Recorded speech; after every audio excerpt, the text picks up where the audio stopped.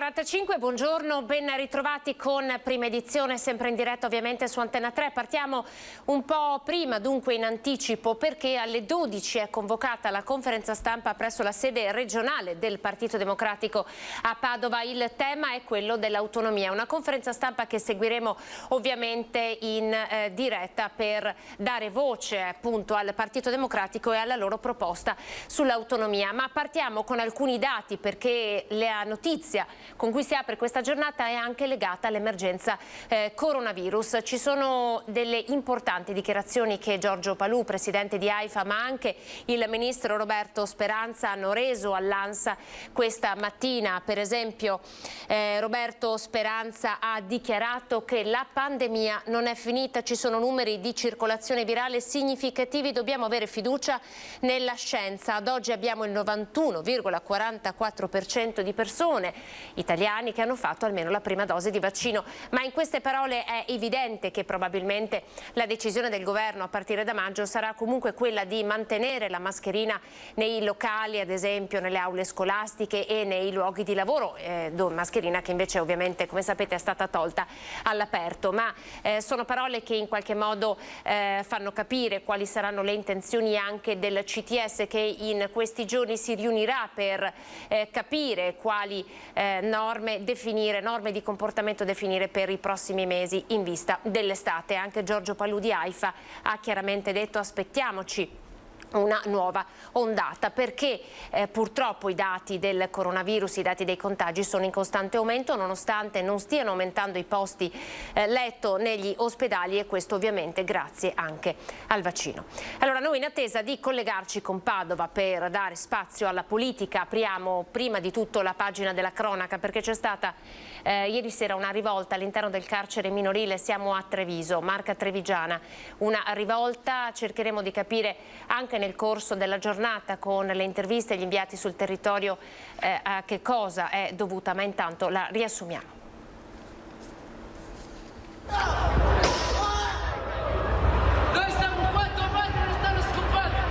Le urla e le fiamme, la tensione altissima. Carcere minorile di Treviso, la rivolta di una decina di giovanissimi barricatisi in tarda serata all'interno dell'ala ovest dell'istituto in via Santabona.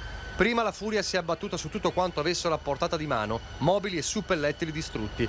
Poi sono stati dati alle fiamme alcuni materassi, il fuoco e il fumo visibili a distanza, il panico tra i residenti nelle vicinanze di quello che viene considerato una delle strutture di riferimento del nord-est in ambito penitenziario. Vitto non gradito sembrerebbe una prima ricostruzione la causa scatenante, che forse c'è la problematiche più profonde. Poco dopo le 21 l'intervento in forza degli agenti di servizio, coordinati dalla direttrice Maria Vittoria Fattori. Hanno sedato la rivolta ed evacuato l'interno della struttura. Un agente è rimasto contuso. Intanto i vigili del fuoco allertati sono entrati nell'istituto per spegnere l'incendio, e a Santa Bonanuova sono arrivati anche polizia e carabinieri, oltre ai sanitari del SUEM, per creare un cordone di sicurezza attorno all'istituto.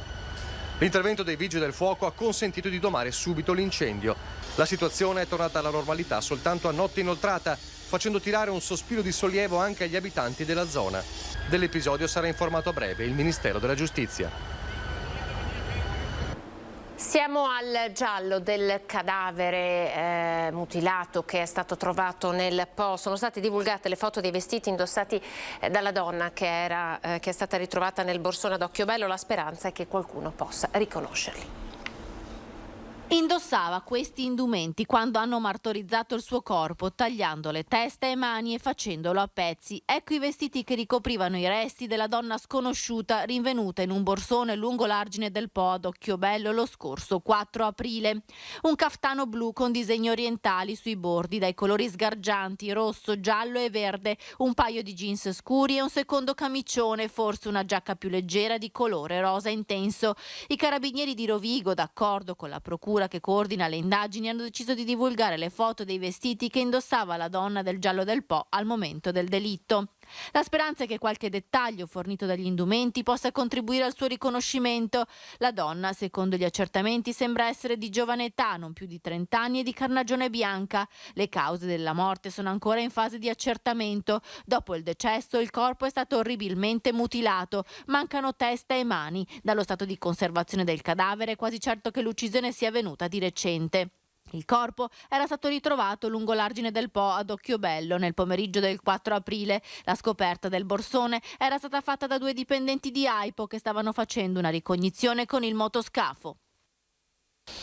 Torniamo nella Marca trevigiana, siamo a Vedelago, ricordate la storia del ranger Massimo Zen che sparò e uccise il bandito in fuga a Vedelago. La condanna per lui è stata confermata. Confermata dai giudici della Corte d'Appello di Venezia la condanna a 9 anni e mezzo al ranger Massimo Zen, 51enne di Cittadella, che la notte del 22 aprile 2017 a Barcon di Vedelago uccise con un colpo di pistola il giostraio di Cairano Manuel Maior, 36 anni, in fuga da una notte di assalti ai bancomat della Marca assieme a 2 complici. Erano le 4:45 del 22 aprile di 5 anni fa quando a Barcon avvenne la sparatoria. Una BMW grigia con a bordo i 3 banditi fu intercettata da una pattuglia dei Rangers della Battistolli facendo nascere la sparatoria. Zen raccontò di aver visto spuntare dal finestrino dell'auto una mano armata di pistole che, sentendosi minacciato, esplose 3 colpi. Uno di questi centrò alla testa l'autista della banda, Manuel Maior. L'auto proseguì la fuga per qualche decina di metri e poi si bloccò. I 2 complici di Maior uscirono di corsa e sparirono mentre il giostraio morì 3 giorni dopo in ospedale. A qualche decina di metri dall'auto venne ritrovata dai carabinieri una pistola a giocattolo. Secondo la procura fu un collega di Zen, ora a processo per favoreggiamento, a piazzare la pistola a giocattolo per indurre gli inquirenti a sostenere la tesi della legittima difesa di Zen. Il vigilante di Cittadella ha sempre rivendicato di aver sparato 3 colpi di pistola per legittima difesa. Per il giudice della sentenza di primo grado si mise volontariamente in una situazione astrattamente pericolosa per sua chiara e netta volontà con lo scopo ultimo di fermare ad ogni costo i malviventi. Il magistrato sottolineò all'epoca anche la risoluta volontà di fermare i fuggitivi, cosa che non era prevista dal suo ruolo di guardia giurata. Andiamo a Schio per raccontarvi di una storia di truffa dove è rimasta vittima purtroppo un'anziana. Denunciata per truffa una vicentina di 58 anni, disoccupata e con precedenti, la stessa è stata riconosciuta dalla vittima, una 81enne di Schio. La mattina del 1 aprile la truffatrice si era presentata alla porta dell'anziana qualificandosi come una generica ispettrice, nonché amica di famiglia.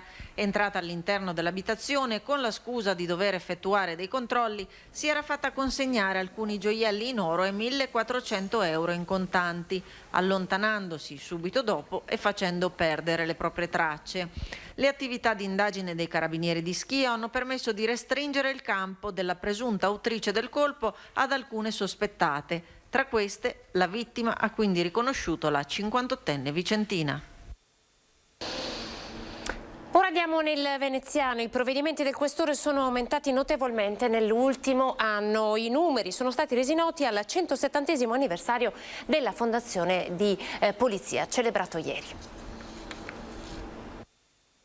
Da 21 a 42. In un anno sono aumentati considerevolmente gli ammonimenti del questore per stalking, ma anche quelli per violenza domestica, da 15 a 26, un più 73%. Il dato, riferito al periodo compreso tra marzo 21 e marzo 22, è emerso in occasione del 170° anniversario della fondazione della Polizia di Stato, celebrato ieri nella Scuola Grande San Giovanni Evangelista. Nell'ultimo anno la polizia ha compiuto 340 arresti per vari reati, dai furti allo spaccio, violenze e atti persecutori, segnando un più 64% rispetto all'anno precedente. Tra i provvedimenti più significativi, Daspo urbano, passati da 13 a 83, un 583%. Le espulsioni con ordine di allontanamento da 100 a 255 e gli accompagnamenti ai vari centri per il rimpatrio da 8 a 40. Nell'ambito della questura, molte sono le onoreficenze e le ricompense conferite durante la cerimonia. Gli encomi solenni al personale che si è distinto in articolate ed eccezionali attività investigative o per coloro che, grazie alle proprie spiccate capacità professionali con eccezionale determinazione operativa, hanno salvato vite umane. L'uscita di strada di un'auto poteva avere conseguenze drammatiche. L'autista è rimasto illeso. Andiamo nel Vicentino con le immagini. Lugo, è stato fortunato l'autista di un Audi finito autonomamente fuori strada in via Sarollo ieri sera. È uscito illeso dopo che l'auto si è rovesciata sotto il piano stradale, finendo la corsa contro il muro di contenimento in terra di un'abitazione e danneggiando una colonnina nel gas. Immediato l'intervento dei vigili del fuoco arrivati da Schio, che hanno tamponato la perdita del gas in attesa dell'intervento del personale preposto e messo in sicurezza l'auto. Le cause del sinistro sono al vaglio della polizia locale. La Procura della Repubblica di Pordenone nella giornata di oggi ha chiesto il giudizio immediato per l'imprenditore di origine bulgara accusato dell'omicidio di Sara e Jessica sulla A28. Il GIP ha 5 giorni per raccogliere l'istanza e al GIP si rivolgono i familiari delle due giovani che abbiamo ascoltato. Io chiedo solo che legga attentamente tutto bene, che faccia il suo lavoro professionalmente, e lo penso perché penso che sia così, e che ci dia questo pizzico di luce nella nostra vita che è praticamente spenta. Si rivolge direttamente al GIP di Pordenone, Alain Fragasso, papà di Jessica e zio di Sara, le due ragazze morte sulla 28 il 30 gennaio scorso, travolte dall'auto guidata da Dimitre Traikov, l'imprenditore di origine bulgara, accusato di omicidio stradale pluriaggravato e omissione di soccorso. Per lui in queste ore la Procura della Repubblica ha chiesto formalmente proprio al giudice per le indagini preliminari di disporre il giudizio immediato anche sulla base dell'interrogatorio avvenuto il 9 aprile scorso con il 62enne che si è avvalso della facoltà di non rispondere. Per la procura quindi l'imprenditore viaggiava a circa 180 km all'ora, elemento che insieme con la guida in stato di ebbrezza e all'omesso rispetto della distanza di sicurezza sarebbe la causa dell'incidente, il tutto poi aggravato dall'omissione di soccorso. È tutto chiaro, cioè, anche quando avevo letto la perizia era tutto chiaro, cioè proprio è preciso come se fosse stato là con me il perito nell'incidente, cioè è tutto chiaro, cioè io penso che più cristallizzato di così non possa essere. Adesso il GIP ha 5 giorni per emettere il decreto di rinvio o restituire gli atti al PM. Codice di procedura alla mano, il giudizio immediato è un procedimento speciale che porta ad anticipare il dibattimento senza finalità premiali per l'imputato. Questo significa ridurre i tempi del processo, un passo verso quella giustizia tempestiva che i familiari invocano da quella maledetta sera del 30 gennaio. La Jessica e la Sara non torneranno più indietro, però io sto lottando per la giustizia. E ora vi facciamo ascoltare un altro servizio del nostro Christian Arboit. Torniamo sull'omicidio di Pieve di Soligo, dove Adriano Armelin, pensionato, ha trovato la morte. Spunta l'ombra di un complice. Le prove che danno a Cartagine, ma poi diciamo fuori che probabilmente non era solo, era anche altri. Io li vedeva, no?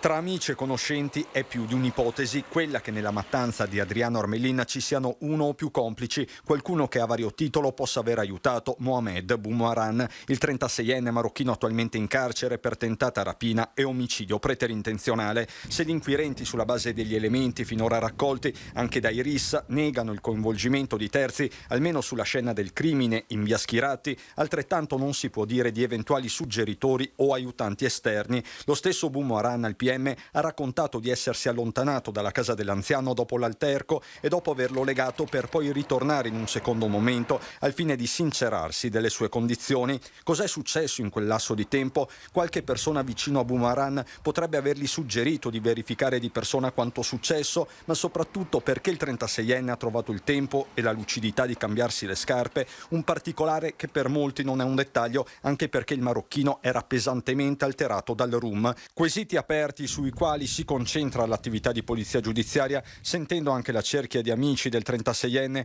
con cui si frequentava il parco del centro Balbi. Ma un conto è l'indagine, un altro il sentimento della popolazione, con il comune che sta organizzando una grande fiaccolata in memoria di Armelin all'insegna della massima inclusione. Adesso ci troviamo in un periodo che è di Pasqua e di Ramadan da un altro punto di vista religioso, per cui lasceremo passare questo periodo in cui tutti devono comunque confrontarsi con la propria religione, col proprio tempo, il proprio pensiero. Questo significa che questa manifestazione sarà veramente inclusiva, ci saranno tutti, anche la comunità marocchina.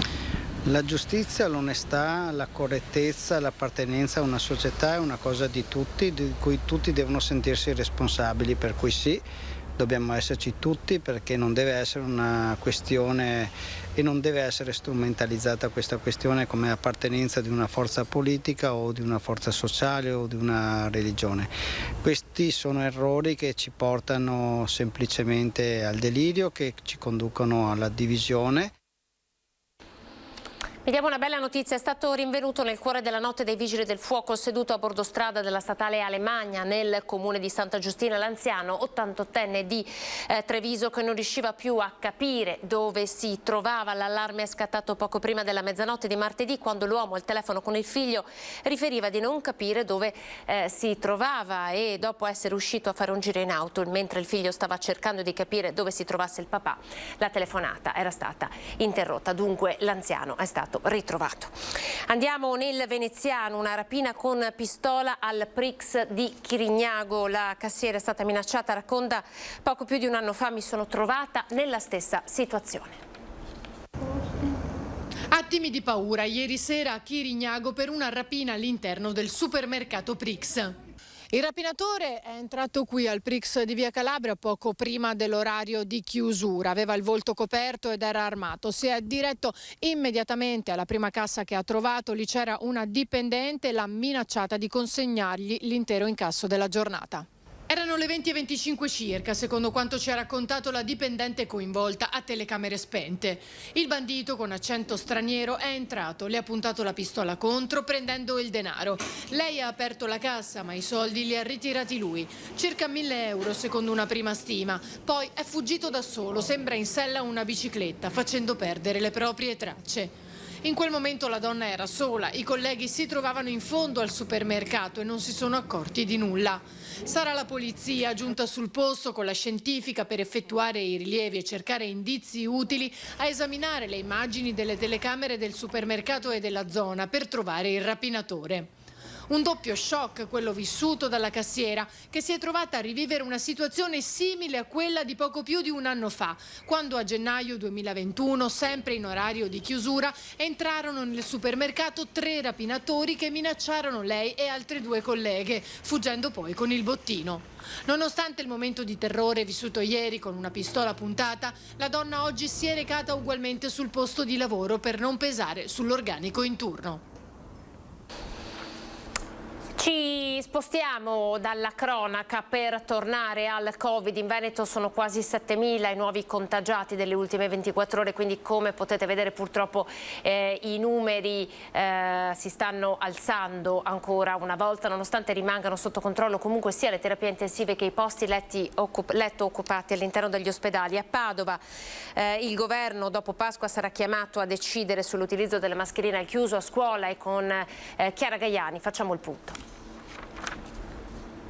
Finestre aperte al Tito Livio, il liceo classico del centro di Padova, e proprio su questo, sull'aerazione costante e continua dei locali, e che puntano i genitori che chiedono al ministro di togliere le mascherine dalle aule scolastiche dal 1° maggio. Il governo deciderà dopo Pasqua, ma pare che l'intenzione sia invece quella di continuare a tenerle almeno fino alla fine dell'anno scolastico. Che cosa ne pensano i cittadini? Ecco cosa hanno risposto alle nostre domande. Mascherine sui banchi di scuola sono da tenere ancora all'università, secondo lei, anche dopo il 30 aprile?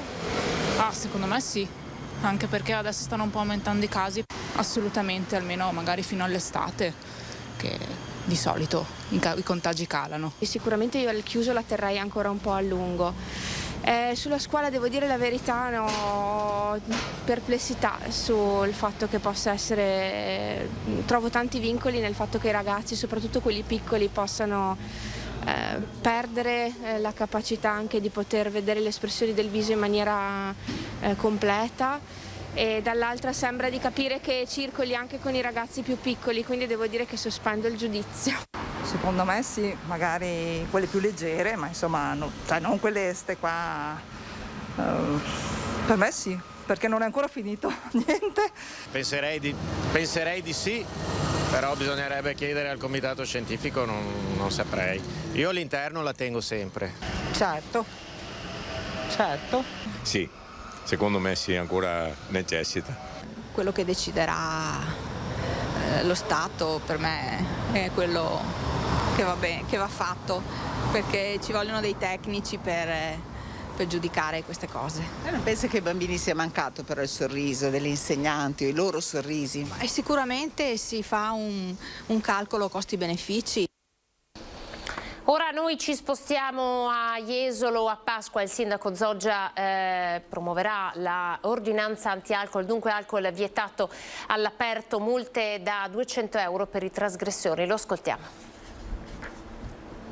Più di qualche decina di pullman si stanno organizzando, soprattutto per il giorno di Pasquetta, di venire a Jesolo per divertirsi. Allora finché vengono a divertirsi va tutto bene, però la nostra paura è che vengono non solo per divertirsi ma anche per eccedere, soprattutto nel consumo di alcol. Torna l'ordinanza anti-alcol. A Jesolo per le festività pasquali sarà tassativamente bandita la detenzione e il consumo di alcol in luoghi pubblici. Solo nei bar e ristoranti e nei loro plateati ci si potrà bere. Il sindaco Valerio Zoggia vuole essere sicuro di contenere gli eccessi tipici dei picnic del lunedì di Pasqua. E quindi per evitare certi episodi ho ripetuto l'ordinanza dell'anno scorso che vieta il consumo di alcol in aree pubbliche, quindi strade, piazze eccetera, dalle 22 di sabato 16 aprile alle 24 di lunedì 18 aprile. La bottiglia di vino si potrà comprare consumandola però solo nella propria abitazione. Multe salate per chi non rispetta le regole anche fino a 200 euro. La decisione trova il consenso degli esercenti riuniti in un tavolo organizzato da Confcommercio, presenti comune e forze dell'ordine con oggetto la sicurezza in città. Le novità non sono finite. Zoggia ha annunciato l'aumento della videosorveglianza e l'organico degli agenti della polizia locale per evitare che si ripetano episodi di violenza. Infine, lancia un appello ai giovani. I giovani ovviamente sono i ben voluti e ci fa molto piacere che arrivino da noi, però devono venire per divertirsi, per prendere il sole. Venite pure ragazzi, ragazze, tutti chi vuol venire, però comportatevi da persone civili. Allora vi possiamo far vedere nel preview, si stanno sistemando i relatori per la conferenza stampa del Partito Democratico. È arrivato Andrea Martella, Vanessa Camani, eccoli là, si stanno posizionando. Diamo la linea a Padova. Io voi è meglio che vi teniate la mascherina e chi parla se la toglie. E aspettate ancora un secondo, ma voi state così lontane? Sì, perché avete il problema delle telecamere? No. Ma non avete il problema di udito evidentemente. Questa è una cosa già che è gratificante. No, non si possono spostare un po' più avanti, giusto perché io nemmeno vi vedo. Vedete che si stanno posizionando Andrea Martella, Vanessa Camani, Roger Demenec, Giacomo Possamai in Consiglio regionale. Si stanno posizionando ovviamente anche con i giornalisti. C'è anche Ivo Rossi, Albino, ex sindaco di Padova, vice sindaco di Padova, che ricorderete fu battuto alle amministrative da Massimo Bitonci quando la Lega arrivò in comune dopo diversi anni di mandato del Partito Democratico. Lo dite voi?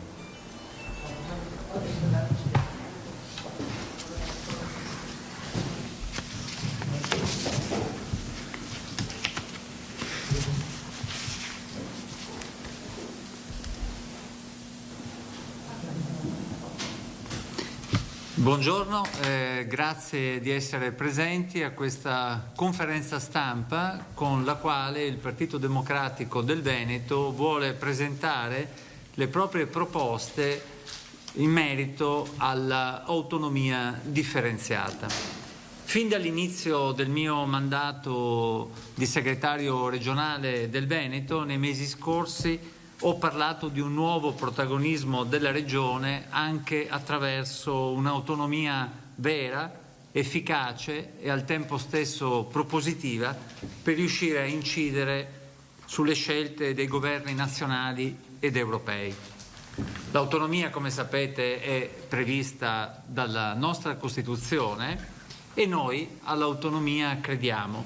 Un'autonomia che sia federativa, cooperativa, in grado di essere realmente utile ai cittadini. Quindi uno strumento, non certo un fine o una bandiera, ma un mezzo per erogare servizi migliori e coerenti con le specificità del territorio. Oggi, a 4 anni dal referendum sull'autonomia, visto che di fatto, come ben sapete, non si è ottenuto alcun risultato, è giunto il momento di uscire dallo stallo in cui ci troviamo, generato anche dalla natura e dalle richieste avanzate dalla Regione Veneto, e di riprendere su questi temi un confronto reale e io mi auguro proficuo. Per questo riteniamo opportuno oggi offrire al dibattito pubblico le nostre proposte per correggere la rotta, per riprendere la strada verso forme di autogoverno utili al tessuto sociale e produttivo del nostro territorio. 2 condizioni ci possono aiutare. 2 anni di pandemia hanno messo in evidenza la necessità di un rapporto di leale collaborazione tra le regioni e lo Stato, e la consistente maggioranza parlamentare su cui poggia l'attuale governo Draghi può favorire la costruzione di un ampio consenso e può spingere verso un progetto condiviso di autonomia. Per uscire dallo stallo è però necessario superare la richiesta delle 23 materie avanzate dal Veneto, per esempio. È necessario superare la logica del tutto e subito che fin qui non ha favorito alcuna intesa. È necessario, per uscire dallo stallo, superare la logica della trattenuta del gettito fiscale prodotto dal territorio unitamente alla contemporanea indicazione del residuo fiscale. Per uscire dallo stallo ben venga una legge quadro voluta dal Governo nazionale per definire i principi di fondo destinati a regolare le intese tra Stato e Regioni, ma soprattutto per uscire dallo stallo è necessario individuare le materie e le competenze su cui in una prima fase il Veneto dovrà concentrare la propria attenzione e le proprie iniziative. Noi entreremo nel merito delle materie e su questo tra poco lascerò la parola a Ivo Rossi, che è responsabile regionale per il PD sul tema dell'autonomia differenziata. È chiaro che il Veneto deve ottenere le funzioni per avere risorse su alcune materie chiave, alcune materie significative. Per che cosa? Per il rafforzamento del tessuto economico e sociale della nostra regione, per il consolidamento della sua coesione sociale. Per farlo è necessario avere un confronto con i cittadini, con le istituzioni locali, con le forze sociali ed economiche, con le imprese, un confronto che in effetti non c'è mai stato o che perlomeno non è mai entrato nel merito. Ecco, noi ci proponiamo di entrare nel merito di questo confronto e di fare anche da questo punto di vista fino in fondo la nostra parte. Su questo intendiamo assumere, oltre che delle iniziative di carattere politico che possano sostenere questo confronto, anche assumere delle iniziative di carattere istituzionale. Lo faremo in Consiglio regionale, di questo parleranno tra poco capogruppo Giacomo Possamai e la vice capogruppo Vanessa Camani. Sul merito di queste proposte abbiamo avviato, e state discutendo, voi stiamo discutendo, voi immagino lo comprendiate bene, abbiamo avviato anche un'interlocuzione intensa con il Governo nazionale perché si raggiunga un risultato. Quindi ci muoviamo in una logica di merito, in una logica di individuazione del metodo per uscire dallo stallo e ci muoviamo anche nell'ambito, il fatto che siamo una forza di governo nazionale, anche nell'ambito del governo per fare in modo che attorno a questo si possa produrre un'intesa su quello che stiamo dicendo, evidentemente. Il nostro obiettivo è quindi di entrare nel merito, come avrete capito. Il PD si propone di farlo su questo argomento come su altri argomenti che riguardano la vita di questa regione. L'abbiamo fatto nei giorni scorsi sul tema della sanità continueremo a farlo e la nostra idea è quella di avanzare proposte in maniera incessante, incalzante, di entrare nel merito delle proposte politiche che riguardano la nostra regione. Se qualcuno ritiene che il PD non abbia chiara la portata di questa questione si sbaglia, ce l'abbiamo chiarissima e siamo ben consapevoli che in Veneto questa non è una questione che riguarda questo o quel partito, ma è un tema che ha radici storiche, culturali, trasversali e profonde, di cui ci rendiamo perfettamente conto. Per concludere, è evidente che siamo favorevoli ad un percorso di maggiore autonomia che si deve realizzare con quella logica che ho detto prima, nel rispetto di 3 condizioni fondamentali. La prima condizione è ovviamente quella dell'unità e della solidarietà nazionale, la seconda condizione è quella del rispetto di ulteriori specificità territoriali, senza produrre nuove forme di accentramento regionale. Su questo poi darò la parola all'onorevole De Menec, che sapete essere deputato di Belluno e che ha ben presente cosa significa la specificità territoriale anche di aree, peraltro non solo di Belluno e di altre aree del Veneto, dove insistono delle leggi regionali. La terza questione fondamentale per quanto ci riguarda è l'utilità per i veneti. E questa utilità dei veneti si dovrà dimostrare in maniera concreta anche con questo pieno coinvolgimento, come ho detto prima, nell'individuazione delle materie, delle parti sociali ed economiche. Infine, insomma, noi quello che pensiamo di realizzare, che si possa realizzare, non è un'autonomia rivendicativa, ma un'autonomia cooperativa che può servire per rilanciare il Veneto, anche in questa fase così drammatica come stiamo vivendo, con una guerra a poche migliaia di chilometri da noi in corso, ma che possa servire a rilanciare il Veneto dopo questi anni di pandemia in una logica di ripresa anche di carattere economico. Questo aspetto, insieme ad altri che sono al centro della nostra attenzione, credo possa costituire un'idea nuova del governo del Veneto e dare un principio di uno sviluppo che ha bisogno di essere ripensato e riprogettato. Termino qui questa mia introduzione in merito alle ragioni di questa nostra iniziativa e do la parola a Ivo Rossi, che invece entrerà nel merito delle 2 questioni di cui abbiamo parlato, sia le materie che il tema delle risorse finanziarie necessarie per erogare i servizi ai cittadini. Prego Ivo. Non dobbiamo spostare quello centrale. Lo possiamo spostare. Ok. Beh, grazie Andrea. Allora, nella sua introduzione ha argomentato sulle ragioni che hanno fino ad oggi impedito un vero avvio di un processo negoziale. Voglio premettere questo: a me pare che l'autonomia, come è stata sviluppata nel nostro Paese anche in diversi momenti della sua storia, sia un processo negoziale che implica una collaborazione e un pieno coinvolgimento anche delle altre regioni nel processo e sia soprattutto appunto figlia di un processo di negoziazione permanente.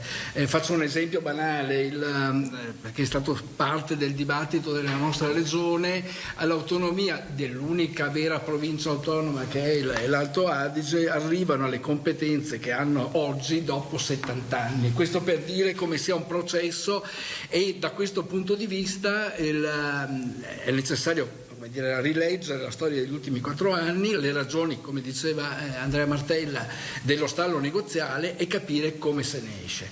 Le ragioni dello stallo negoziale sono state già indicate perché la discussione attorno alle 23 materie, non una di più, non una di meno, e soprattutto l'accentuazione della dimensione delle risorse, i cosiddetti 9 decimi, che hanno fatto parte del dibattito veneto nel corso degli ultimi anni, hanno creato le condizioni del mancato consenso a livello parlamentare. Voi sapete perfettamente che l'approvazione del 116 terzo comma è previsto la maggioranza assoluta dei componenti e quindi dei componenti i due rami del Parlamento, quindi è necessario che ci sia più largo consenso nel Paese e un largo consenso anche diciamo fra le stesse regioni, perché è una pratica che poi può svilupparsi anche in altre direzioni.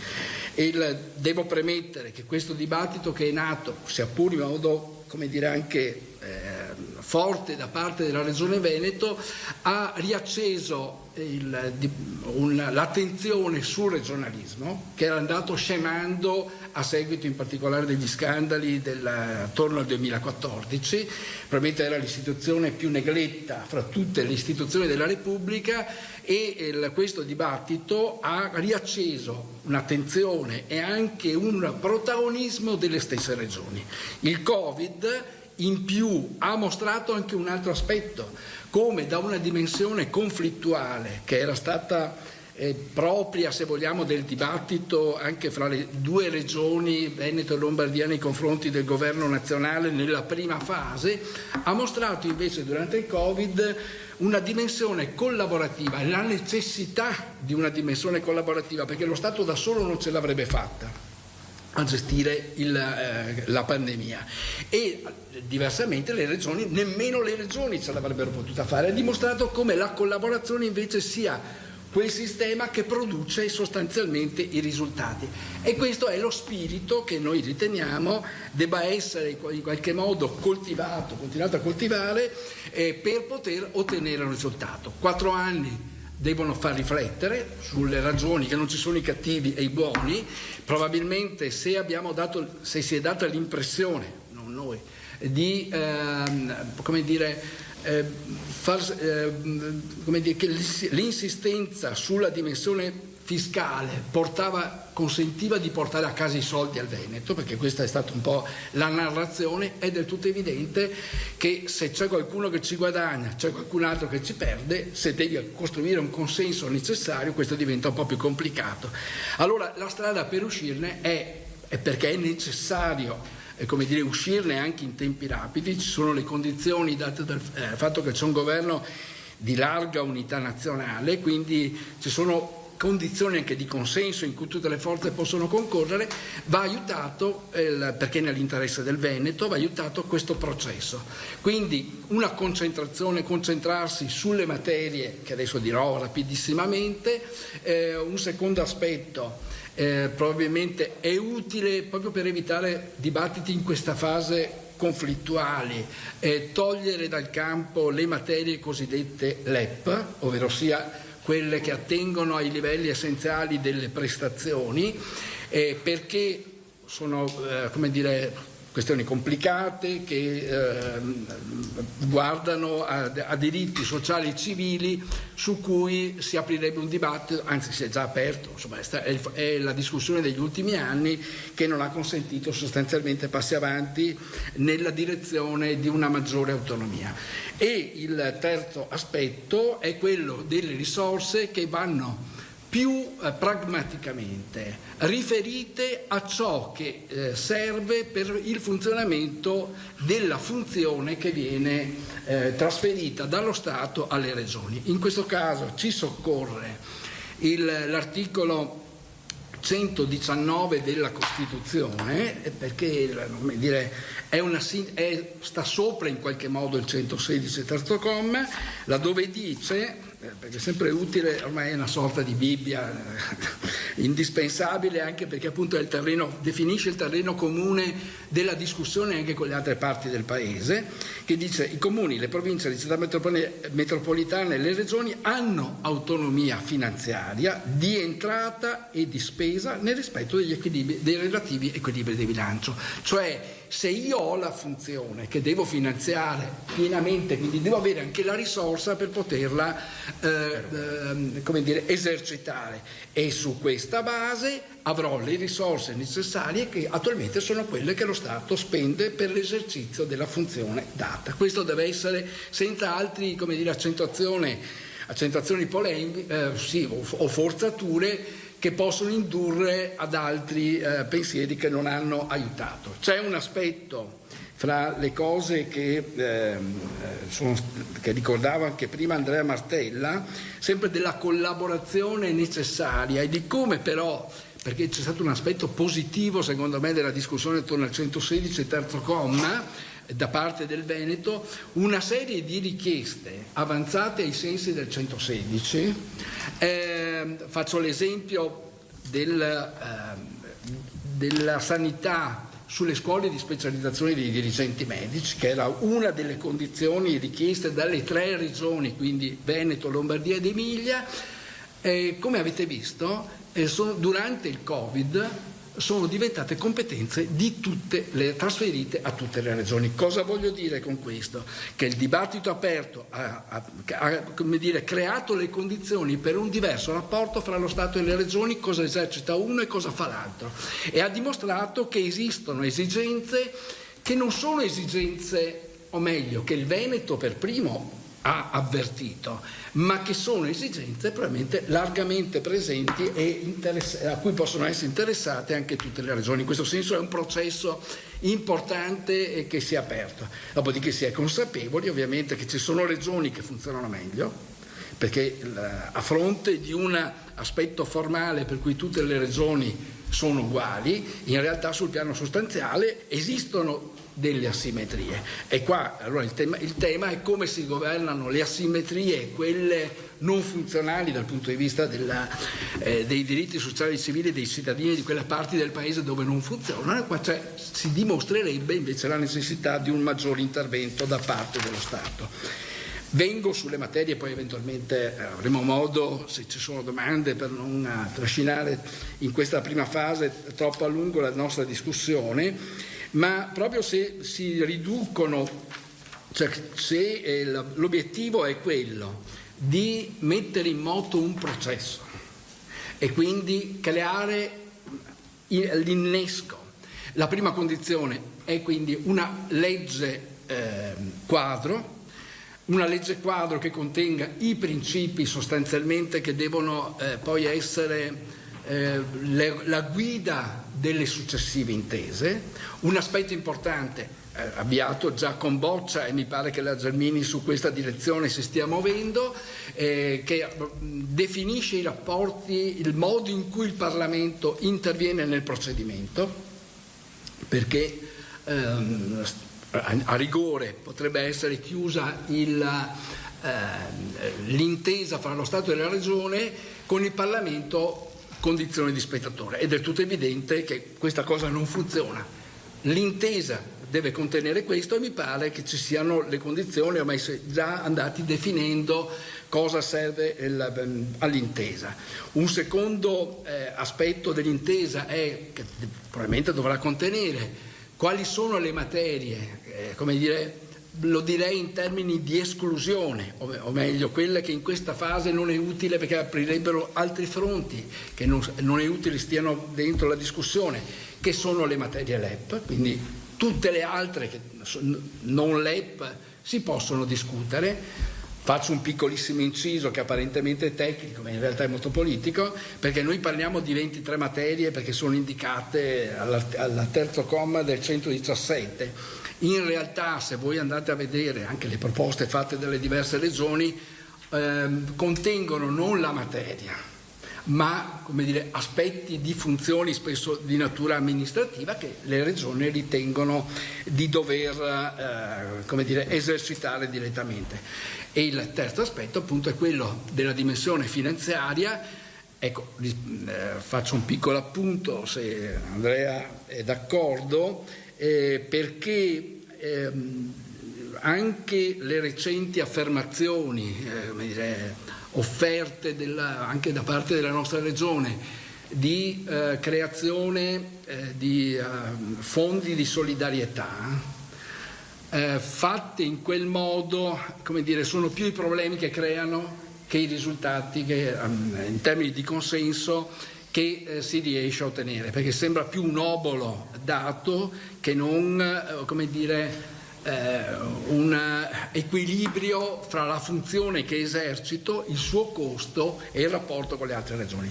Sostanzialmente quindi una legge quadro indispensabile perché attiene al tema del consenso, e noi oggi dobbiamo costruire il consenso parlamentare e anche il consenso in conferenza delle regioni, perché avere tutta la conferenza delle regioni su questa posizione aiuta poi successivamente allo step 2, che è quello delle intese. Sulle materie, proprio per le caratteristiche del Veneto, insomma, queste sono quelle che noi in questo momento ci sentiamo di indicare, non escludendo che possono essere altre non LEP, ma proprio per le caratteristiche socio-economiche, i problemi che tocchiamo con mano tutti i giorni, legati alla formazione, alla richiesta di personale qualificato, al sistema di impresa che ha bisogno di ripartire dopo la pandemia e dentro la guerra con le difficoltà economiche e sociali che conosciamo. Ne indichiamo alcune, non escludendo ovviamente che la discussione si possa allargare, senza però tornare appunto a una sorta di totem che è quello di o questo o niente, no? Ma appunto il senso è quello del processo. E in questo senso cito le materie di politiche attive del lavoro, in materia di politiche attive del lavoro, di integrazione fra le politiche attive e le politiche passive, fra l'altro Andrea Martella lavorando anche con il Ministro del Lavoro ha una cognizione dell'importanza proprio per il sistema produttivo veneto. L'organizzazione delle fondazioni ITS, anche qua c'è un problema di adeguamento anche normativo per fare in modo che decollino, e la realizzazione di un sistema integrato di istruzione professionale e di istruzione e formazione professionale, un aspetto che alla luce della nuova dimensione della globalizzazione, del ridimensionamento, del cambiamento in atto, porterà al sostegno all'internazionalizzazione delle imprese. La Regione può avere un'attenzione particolare in questa direzione perché conosce il territorio, conosce le imprese. Il tema di governo del territorio in materia di appunto rigenerazione urbana e non solo, sono spazi che si possono aprire, e in materia di prevenzione del rischio sismico, dove è del tutto evidente che le norme possono essere adattate alle particolarità della nostra regione. Ecco, su questo noi pensiamo che si possano aprire le condizioni per un diverso, col cambio di approccio, torna utile al Veneto, perché dopo 4 anni, probabilmente entro la fine della legislatura sarà possibile finalmente dire che quel processo avviato 4 anni fa trova la sua naturale conclusione. Conclusione del primo step, che apre a step successivi e a processi di autonomia. Finisco dicendo una cosa, ricordando le antiche battaglie del Veneto. Negli anni 90 il Veneto, anche allora, era a capo di tutto il sistema delle regioni sull'autonomia.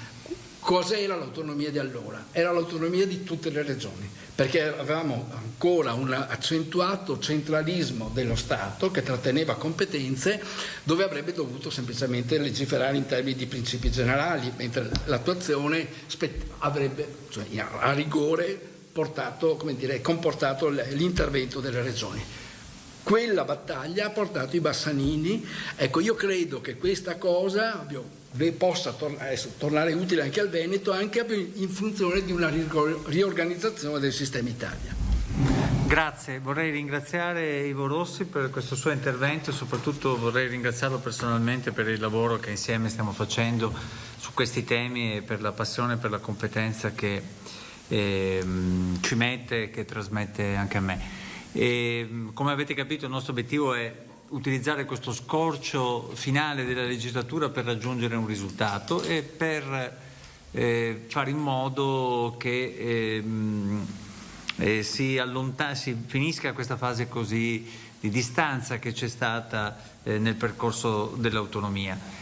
E, come ho detto, crediamo che questo riguardi l'interlocuzione con il governo nazionale, ma riguarda anche il ruolo che bisogna svolgere in Veneto. Non c'è solamente Zaia che si occupa di questa cosa, non c'è solamente Zaia che tratta con lo Stato e con il governo, ci deve essere complessivamente un consiglio regionale, cioè le istituzioni, diciamo che l'istituzione che più di ogni altra ha a che fare con quelle che sono le funzioni da esercitare. Su questo do la parola a Giacomo Possamai, capogruppo del PD in Consiglio regionale. Possiamo spostarli? Benissimo. Allora. Sembra Biden. Sì. Non siamo tanto abituati. Grazie. Io sarò veloce perché insomma, ragionamenti politici li hanno fatti Andrea ed Ivo. Faccio 2 passaggi a partire da quest'ultimo punto che ha toccato Andrea Martella, nel senso che il ragionamento che abbiamo sentito si riassume in una domanda, secondo me, a chi governa questa regione e che ha definito la madre di tutte le battaglie l'autonomia, ed è: ma l'autonomia la vuoi per davvero oppure no? Nel senso che il dubbio che sia diventato più un feticcio, una bandiera utile da sventolare, ma più la bandiera sventola meglio è, e quindi forse alla fine provare a raggiungere realmente l'obiettivo non è veramente l'obiettivo. Questa è la domanda che sta sul fondo, e la risposta che noi proviamo a dare dal nostro punto di vista è: l'autonomia serve, ma serve per un motivo politico e non per un motivo di bandiera, e cioè che per noi il livello di governo deve essere più vicino possibile al cittadino, e quindi da questo punto di vista individuare quali sono le materie necessarie al Veneto e non chiederle indiscriminatamente ha questo senso.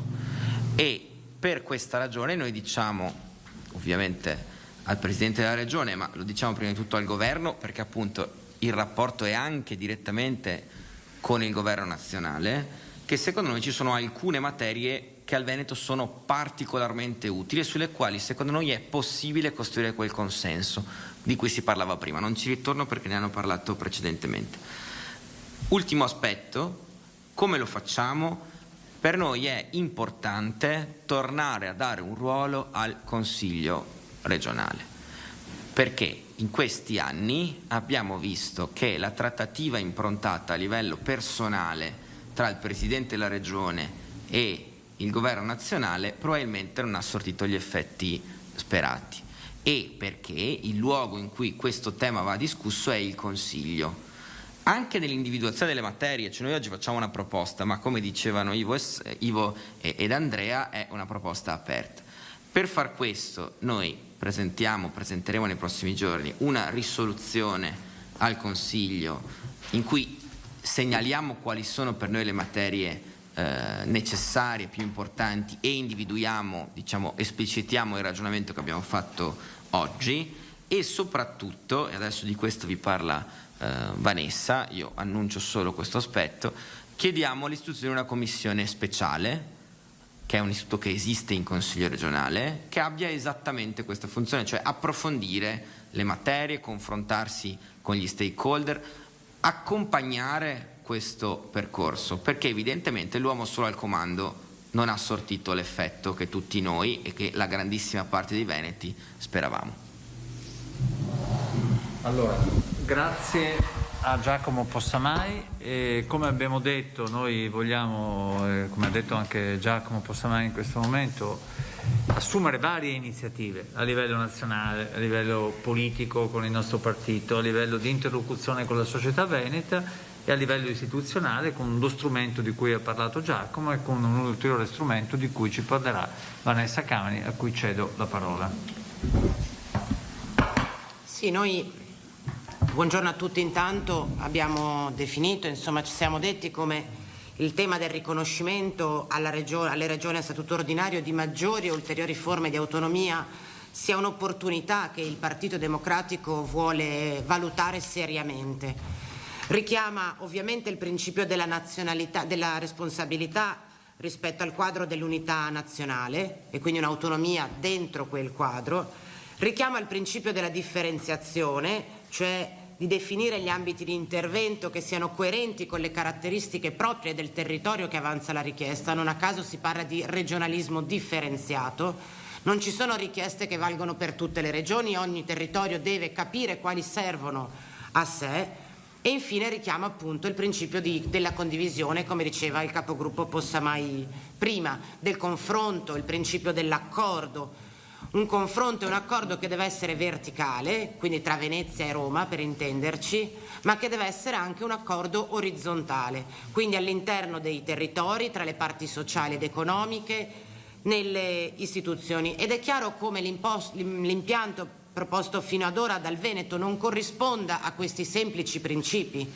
Non è fondato sul principio della responsabilità comune rispetto al tema dell'unità nazionale, ma piuttosto su una logica propagandistica, rivendicativa, delle volte addirittura disgregativa. Ha ricordato Ivo Rossi ad esempio la contrapposizione nord-sud, che è una modalità che non aiuta a procedere nel cammino.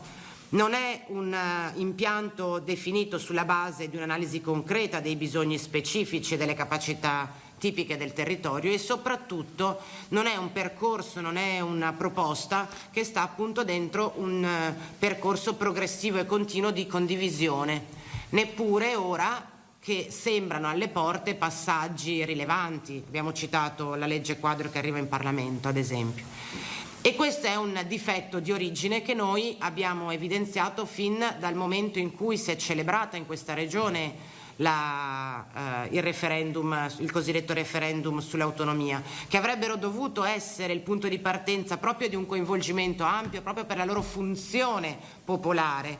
Avrebbero dovuto essere propedeutici a un percorso che coinvolgesse il Veneto, sia dal punto di vista istituzionale che civico, rispetto all'obiettivo dell'autonomia. Invece anche quei referendum sono stati utilizzati come una sorta di devoluzione assoluta al Presidente di un mandato totale, e il dibattito nel merito attorno a questo tema è rimasto fermo per 4 anni. Ora sono passati 1634 giorni da quel giorno del referendum.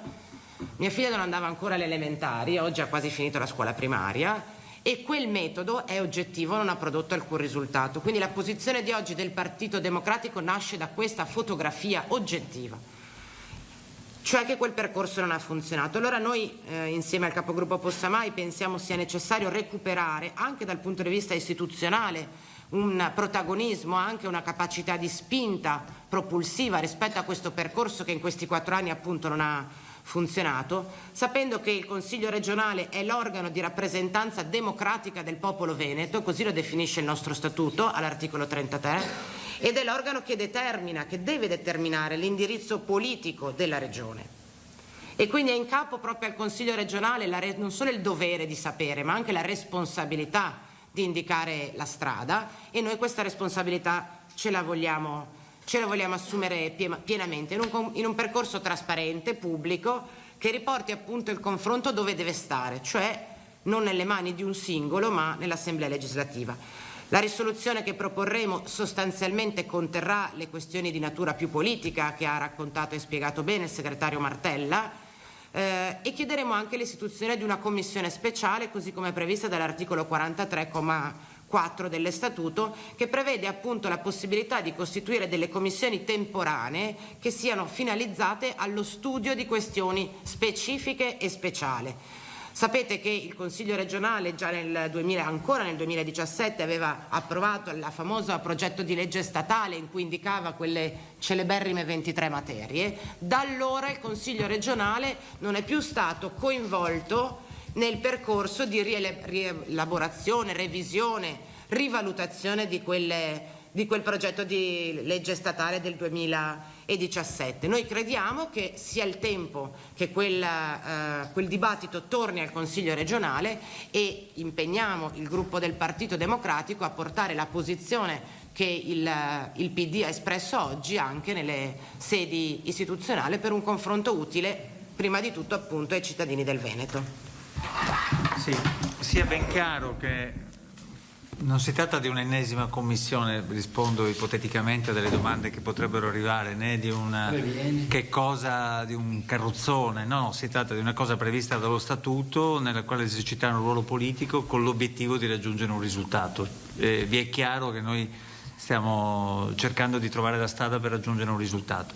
Nel Veneto esistono tuttavia delle leggi specifiche dal punto di vista territoriale. Esiste per esempio la legge 16 sul Veneto orientale, sempre prevista da una legge regionale, esiste la legge 25 sulla specificità del territorio bellunese.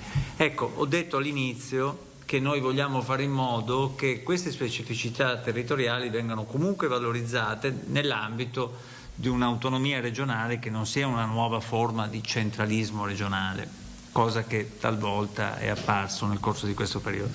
E quindi, siccome vogliamo tenere insieme tutto, oggi peraltro io sarò a Feltre, a Belluno, proprio insieme a Roger Domenech, vogliamo anche su questo dedicare qualche minuto di attenzione, oltre che più in generale ad un altro aspetto. Domenech è anche il coordinatore dei parlamentari del PD del Veneto e anche con lui siamo pronti ad affrontare questa partita, ed è nella commissione che si occupa di queste cose. Quindi, come vedete, c'è il partito, ci sono le nostre rappresentanze a livello regionale e quelle locali.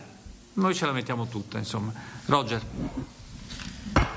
Intanto grazie anche per l'occasione di fare un po' il punto della situazione e di ribadire alcuni concetti. Una premessa indispensabile: il Partito Democratico, lo posso dire anche per la pattuglia veneta del Partito Democratico in Parlamento, ma più in generale per il Partito Democratico Nazionale, c'è. Da questo punto di vista stiamo facendo un lavoro serio all'interno delle due commissioni bicamerali, la federalismo fiscale, la commissione per gli affari regionali, insieme al collega Zardini in particolare, proprio per tenere quel filo conduttore che, guardate, dobbiamo dare anche un elemento di oggettività rispetto all'attività del centrosinistra negli ultimi anni.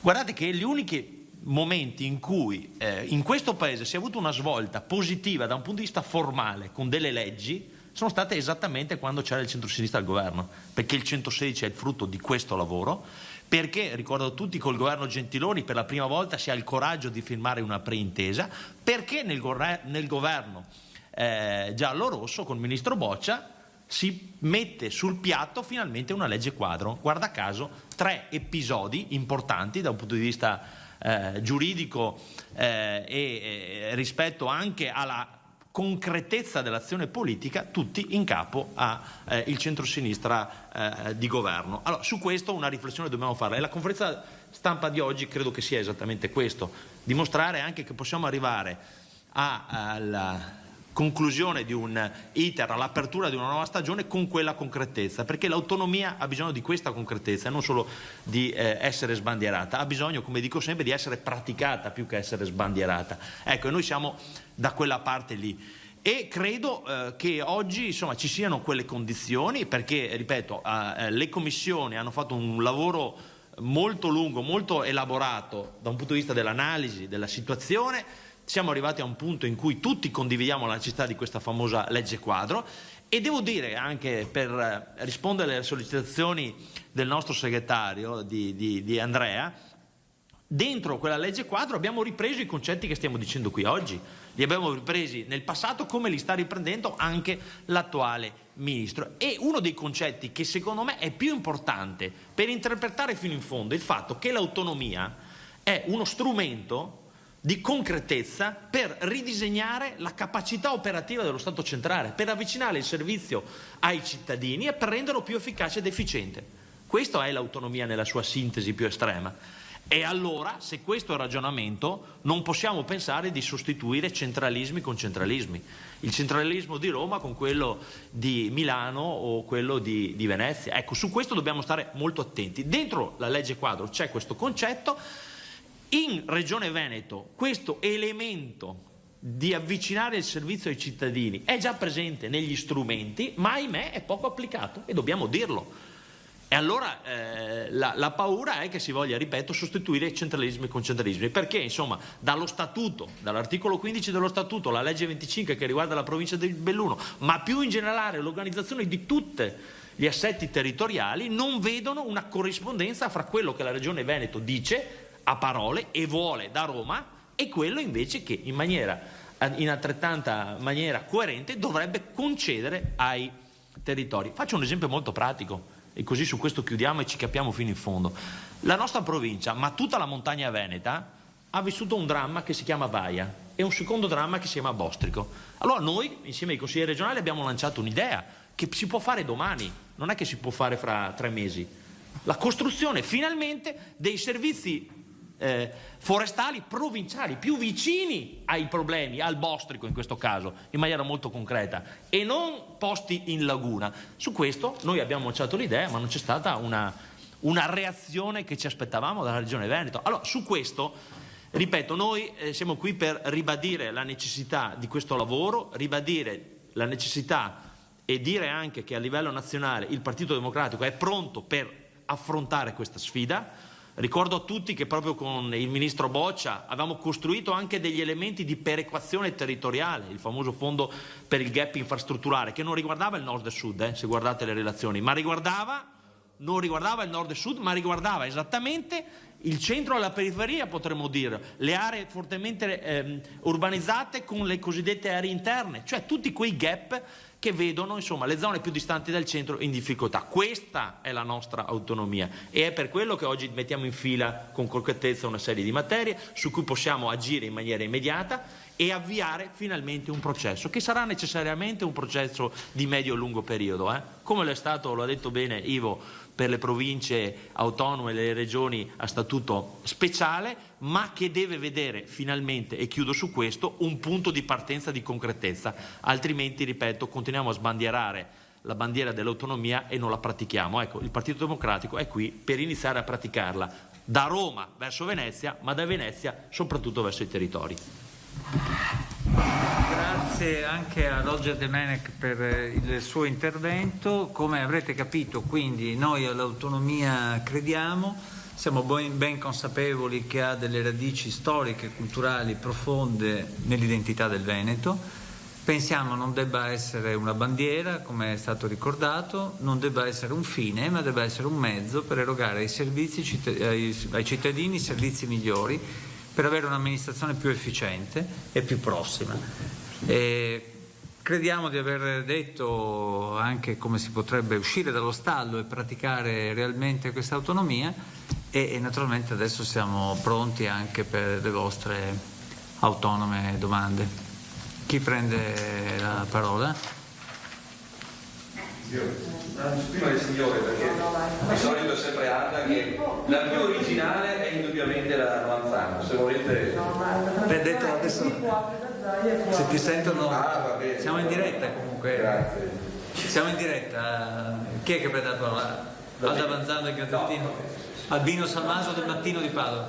Va bene, grazie, non sapevo che c'era la diretta. Detto questo, allora, due questioni.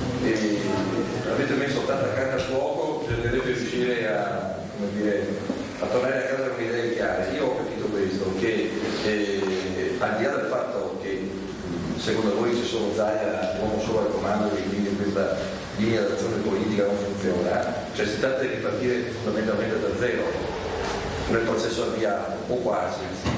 Allora io vorrei ancorare invece all'unico fatto certo nel processo di autonomia che esiste tra governi e regioni, ed è quell'accordo firmato il 28 febbraio del 2018, se non mi ricordo male, tra il sottosegretario Bressa e appunto le 3 regioni in questione, perché lì c'è una parte dei contenuti che voi avete indicato oggi. Allora, la prima domanda è questa: rispetto alle competenze e alle materie, se noi andiamo a leggere quello che prescrive la Costituzione con le 23 materie, è un po' difficile orientarsi rispetto alle vostre richieste. Allora, per questo io ho guardato i 6 punti dell'accordo e se volete ve li leggo.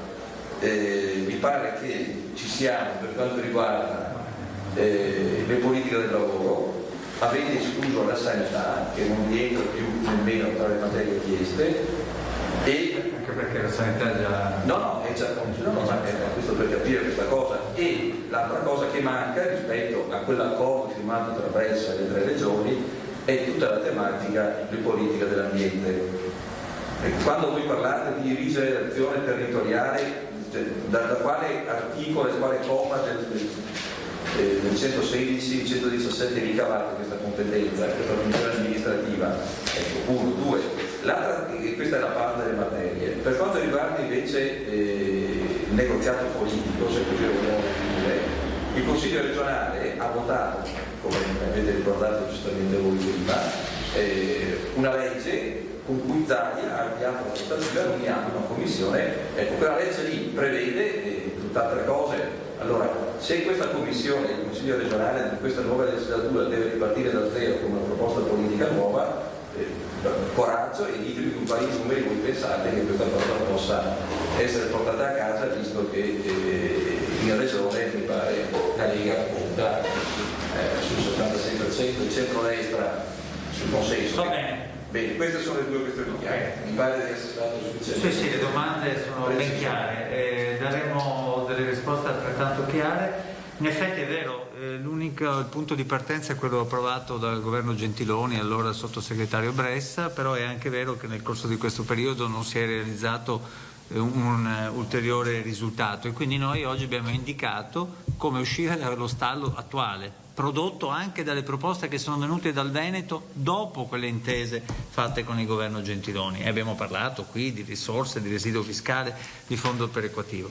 Comunque do su questo la parola a Divo Rossi per quanto riguarda le materie, e poi do la parola ai consiglieri regionali per la commissione. Voglio formulare meglio la domanda, perché mi fate dire però fai la domanda, perché sennò facciamo... Allora, dentro a quell'accordo firmato c'è la famosa punto 4 di quell'accordo, che prevede la possibilità di trattenere parte dell'aliquota fiscale, il gettito fiscale di IVA e di IRPEF. Bene, questa norma voi la considerate ancora base del negoziato, oppure, perché mi pare quello che ha detto lei segretario, questa cosa, se non ho capito bene, esclude in linea di principio. Allora, entrando nel merito invece, questa possibilità di trattenere parte del gettito fiscale IVA e IRPEF rientra nelle possibilità del negoziato, oppure si deve partire da zero anche su dove? Ma abbiamo detto su questo anche una cosa chiara. Come lei sa, il gettito fiscale è inerente non ai territori, ma alle persone che stanno in quei territori. Quindi noi abbiamo semplicemente detto, individuiamo le risorse finanziarie per erogare determinate materie, per realizzare determinate materie, per quelle risorse realizziamo quelle materie, meglio facciamo e più possiamo trattenere le risorse. Però do la parola a Ivo su questo punto e poi ai consiglieri regionali sul tema della commissione, che ovviamente è una commissione che noi proponiamo. Voglio vedere che ci dicano di no comunque.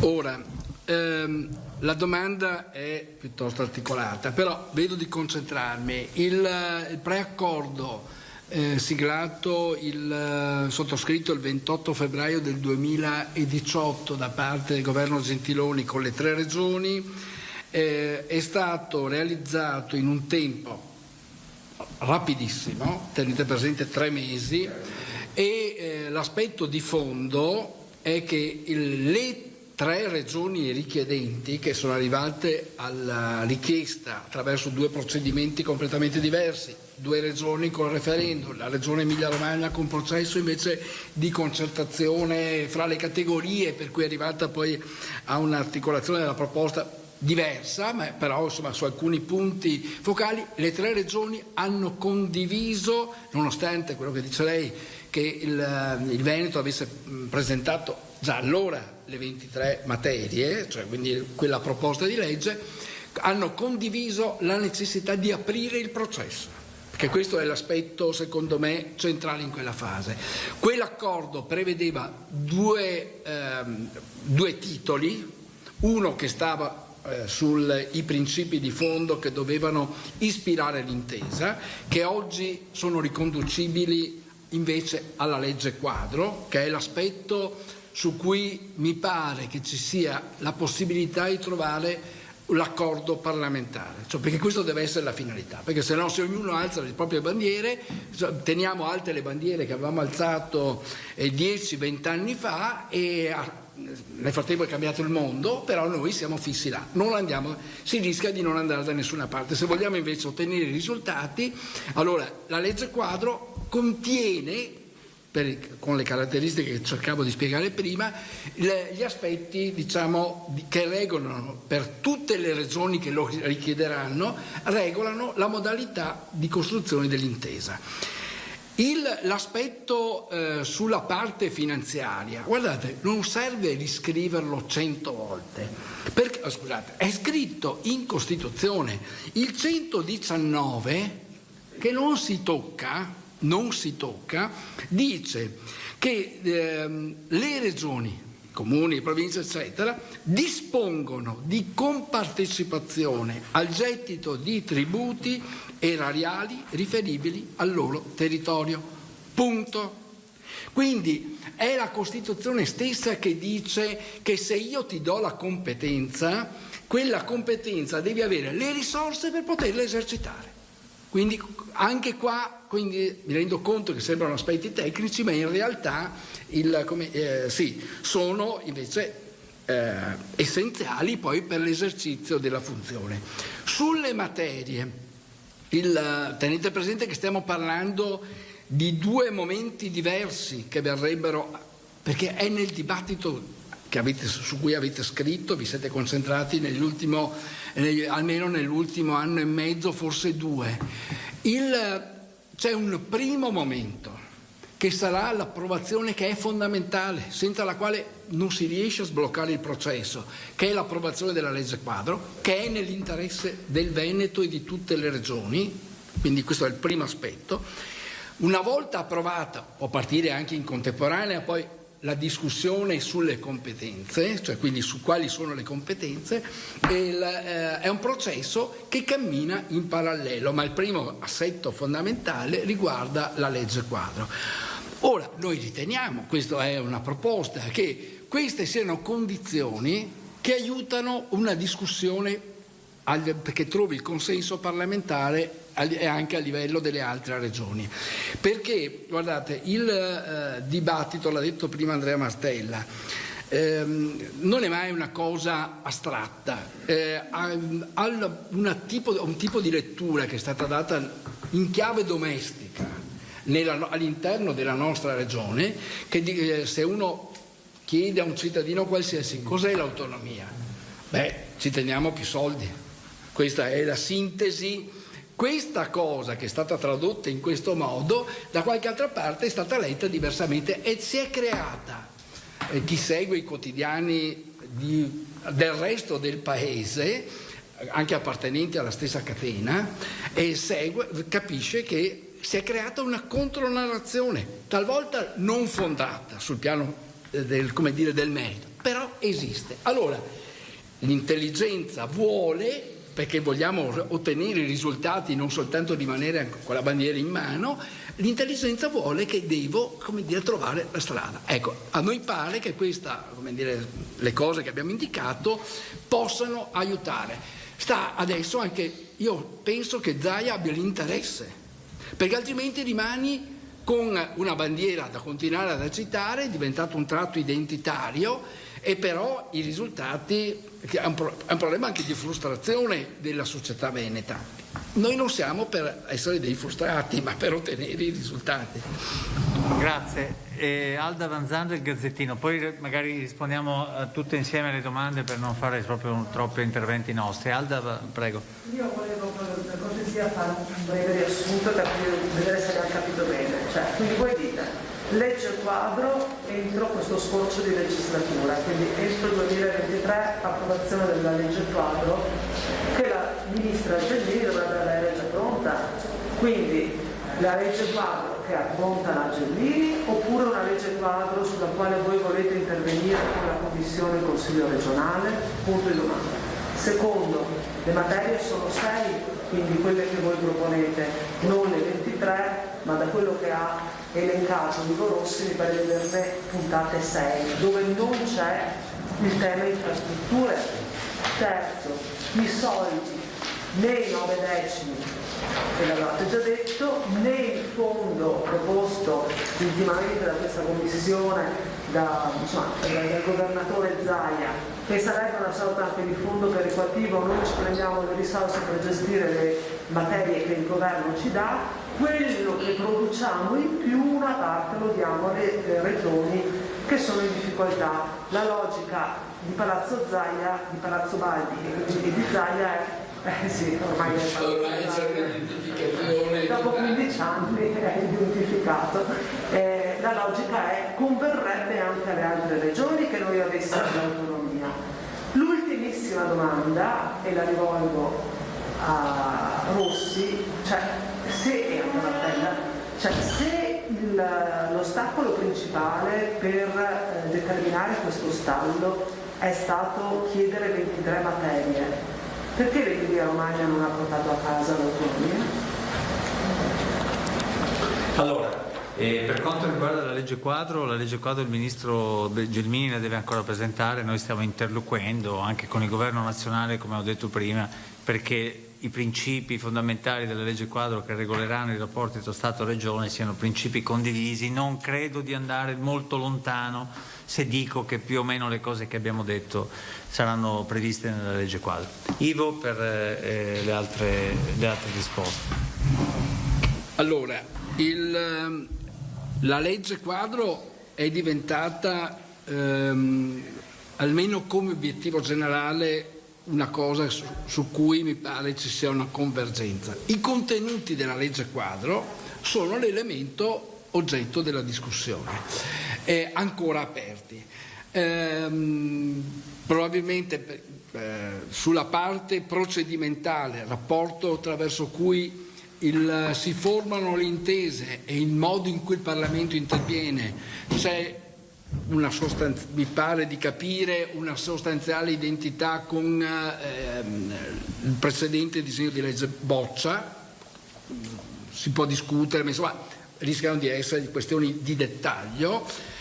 La parte complicata sono la materia LEP. Noi riteniamo che se si rimane sulle materie, anche con le materie, l'istruzione è quella, diciamo, centrale, di che cosa su cui fra le altre cose cito Einaudi, che va di moda, mi pare, no, che serve. No, ma non è un dibattito, bisogna che ci allora cito Einaudi perché ci fu una discussione anche in Costituente se l'istruzione dovesse essere regionalizzata o meno. Einaudi, che di solito viene citato per altre cose, fu dirimente nel affermare che doveva rimanere invece in capo allo Stato, perché attiene ai diritti civili, sociali e, come dire, i principi fondamentali che reggono la Repubblica. Ma per il momento conviene, non è escludibile in futuro, per il momento conviene che non faccia parte, perché diversamente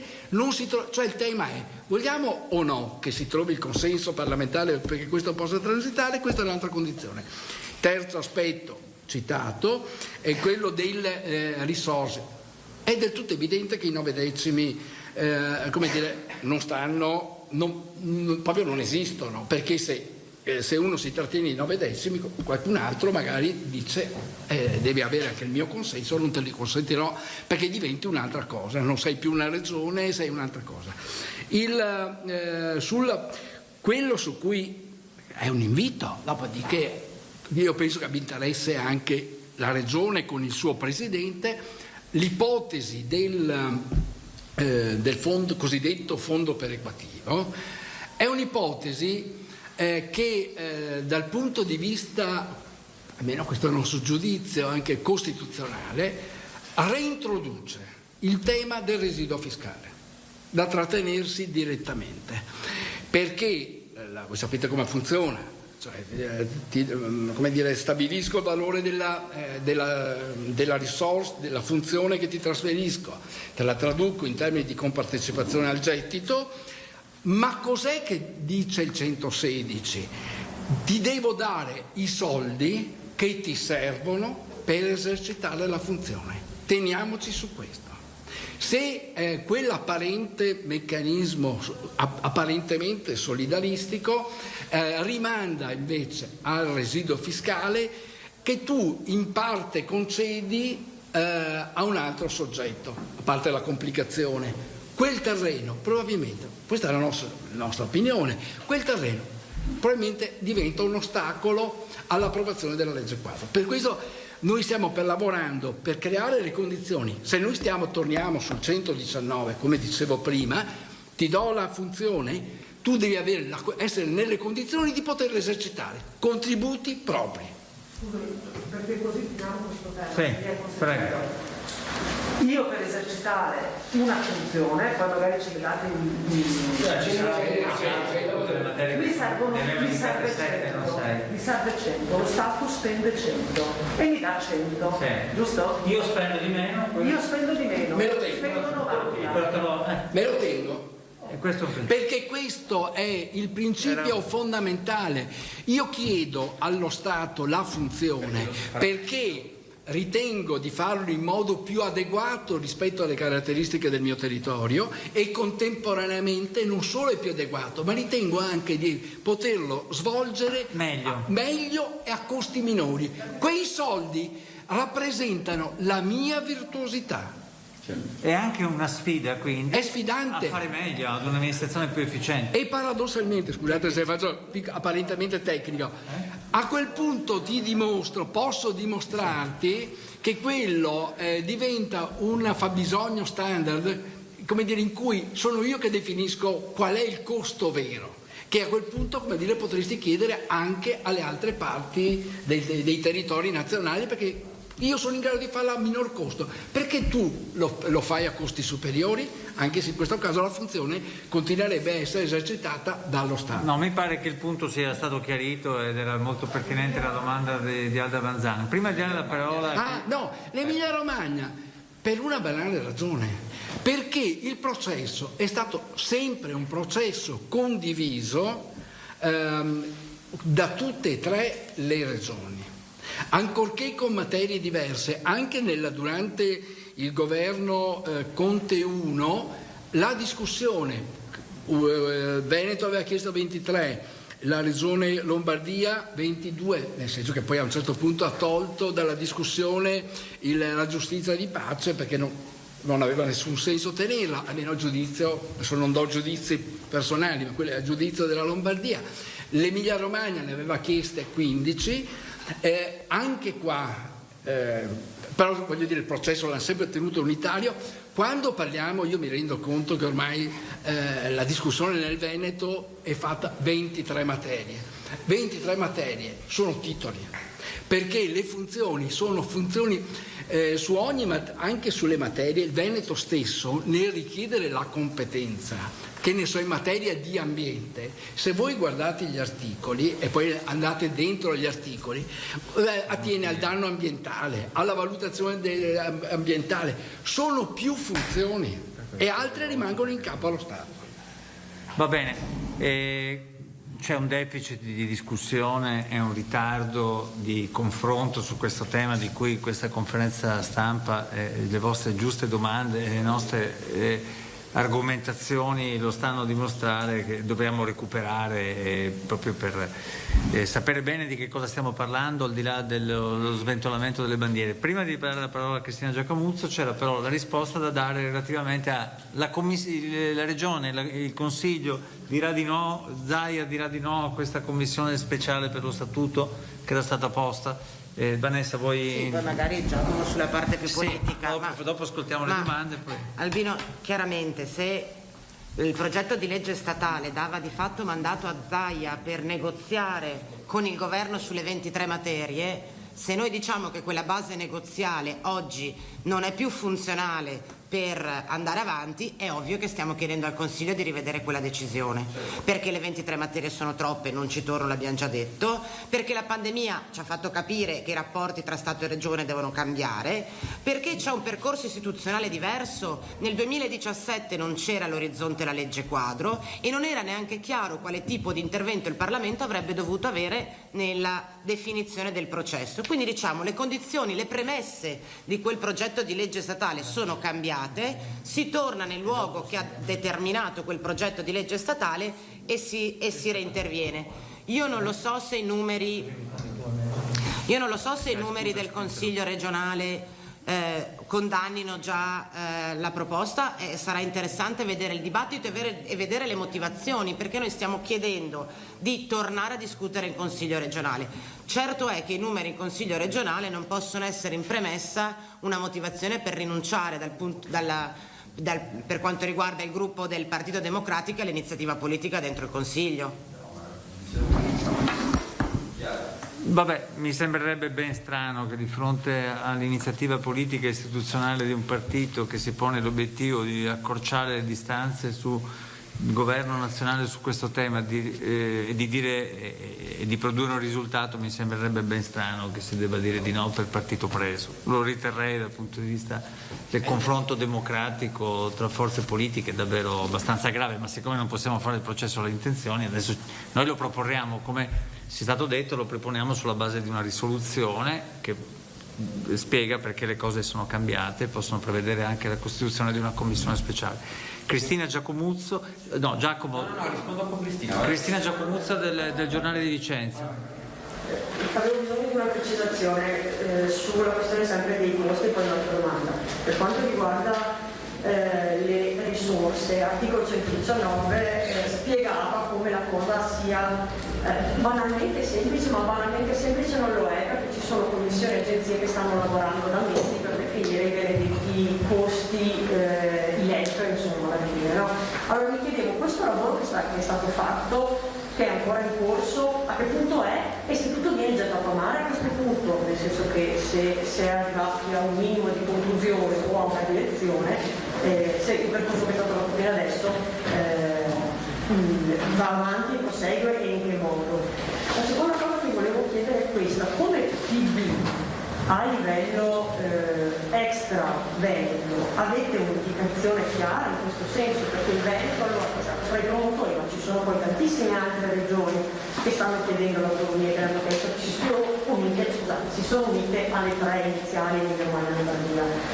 Avete una linea comune anche con le altre regioni, indicativamente, non so, ad una mozione, una risoluzione da presentare agli altri consigli regionali per dare forza e spinta a questa nuova ripresa della partita o comunque della partita per l'autonomia? Ok, tanto do la parola a Giacomo. Sì, riprendendo anche un pezzettino della domanda di Cristina, nel senso che c'entrava anche con una delle cose dette da Albino. Ecco, sgombriamo il campo da un equivoco. Il tema non è ripartiamo dall'inizio, nel senso che giustamente lo ponevi tu e l'aveva posto anche Albino prima, nel modo più assoluto. Il punto è, se volete, il contrario, cioè per evitare di restare in uno stallo in cui rischiamo che alla fine resti solo la bandiera senza nessuno sotto che la tiene su, perché il risultato non lo si porta a casa in nessun modo, quello che noi diciamo è: andiamo a individuare le materie che oggi ci servono, che secondo noi, non secondo noi, ma anche con un confronto ovviamente con le azioni di categoria, con i sindacati, con i mondi della rappresentanza, quali sono quelle che servono davvero, e trattiamo davvero su quelle lì.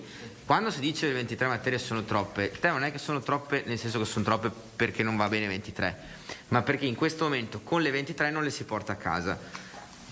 Partiamo da quelle che capiamo che sono le prioritarie, dopodiché se fra 3 anni ce ne sono altre 2, altre 5, altre 6 che diventano chiave e che capiamo che servono, nulla vieta di riaprire la discussione e di portarla a casa una volta che hai stabilito il principio e capisci come lo fai, perché oggi questa è la questione dello stallo. E chiudendo su questo, sulla commissione, molto velocemente, assolutamente anche lì il tema non è ripartire da capo, Albino, anzi il punto è però che il Consiglio regionale dovrà dare un'indicazione ed essere coinvolto in una qualche misura in un percorso di questo tipo. Cioè noi oggi diamo il messaggio, però siamo anche convinti che siano le istituzioni i luoghi dove queste cose qui devono essere discusse. Molto concretamente, al di là della scelta delle materie, è mai possibile che di questo tema, che è stato il tema della Regione Veneto degli ultimi 12 anni, perlomeno da parte di chi l'ha guidata, non veda mai coinvolto il luogo della rappresentanza dei cittadini, cioè il Consiglio? Cioè che i consiglieri, non noi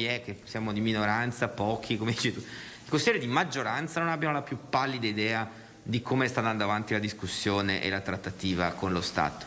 Questo è il punto politico, perché se no sdoganiamo il principio per cui uno da solo in conferenza stampa decide come il Veneto si rapporta col governo nazionale. Secondo noi questo è un principio che non sta né in cielo né in terra.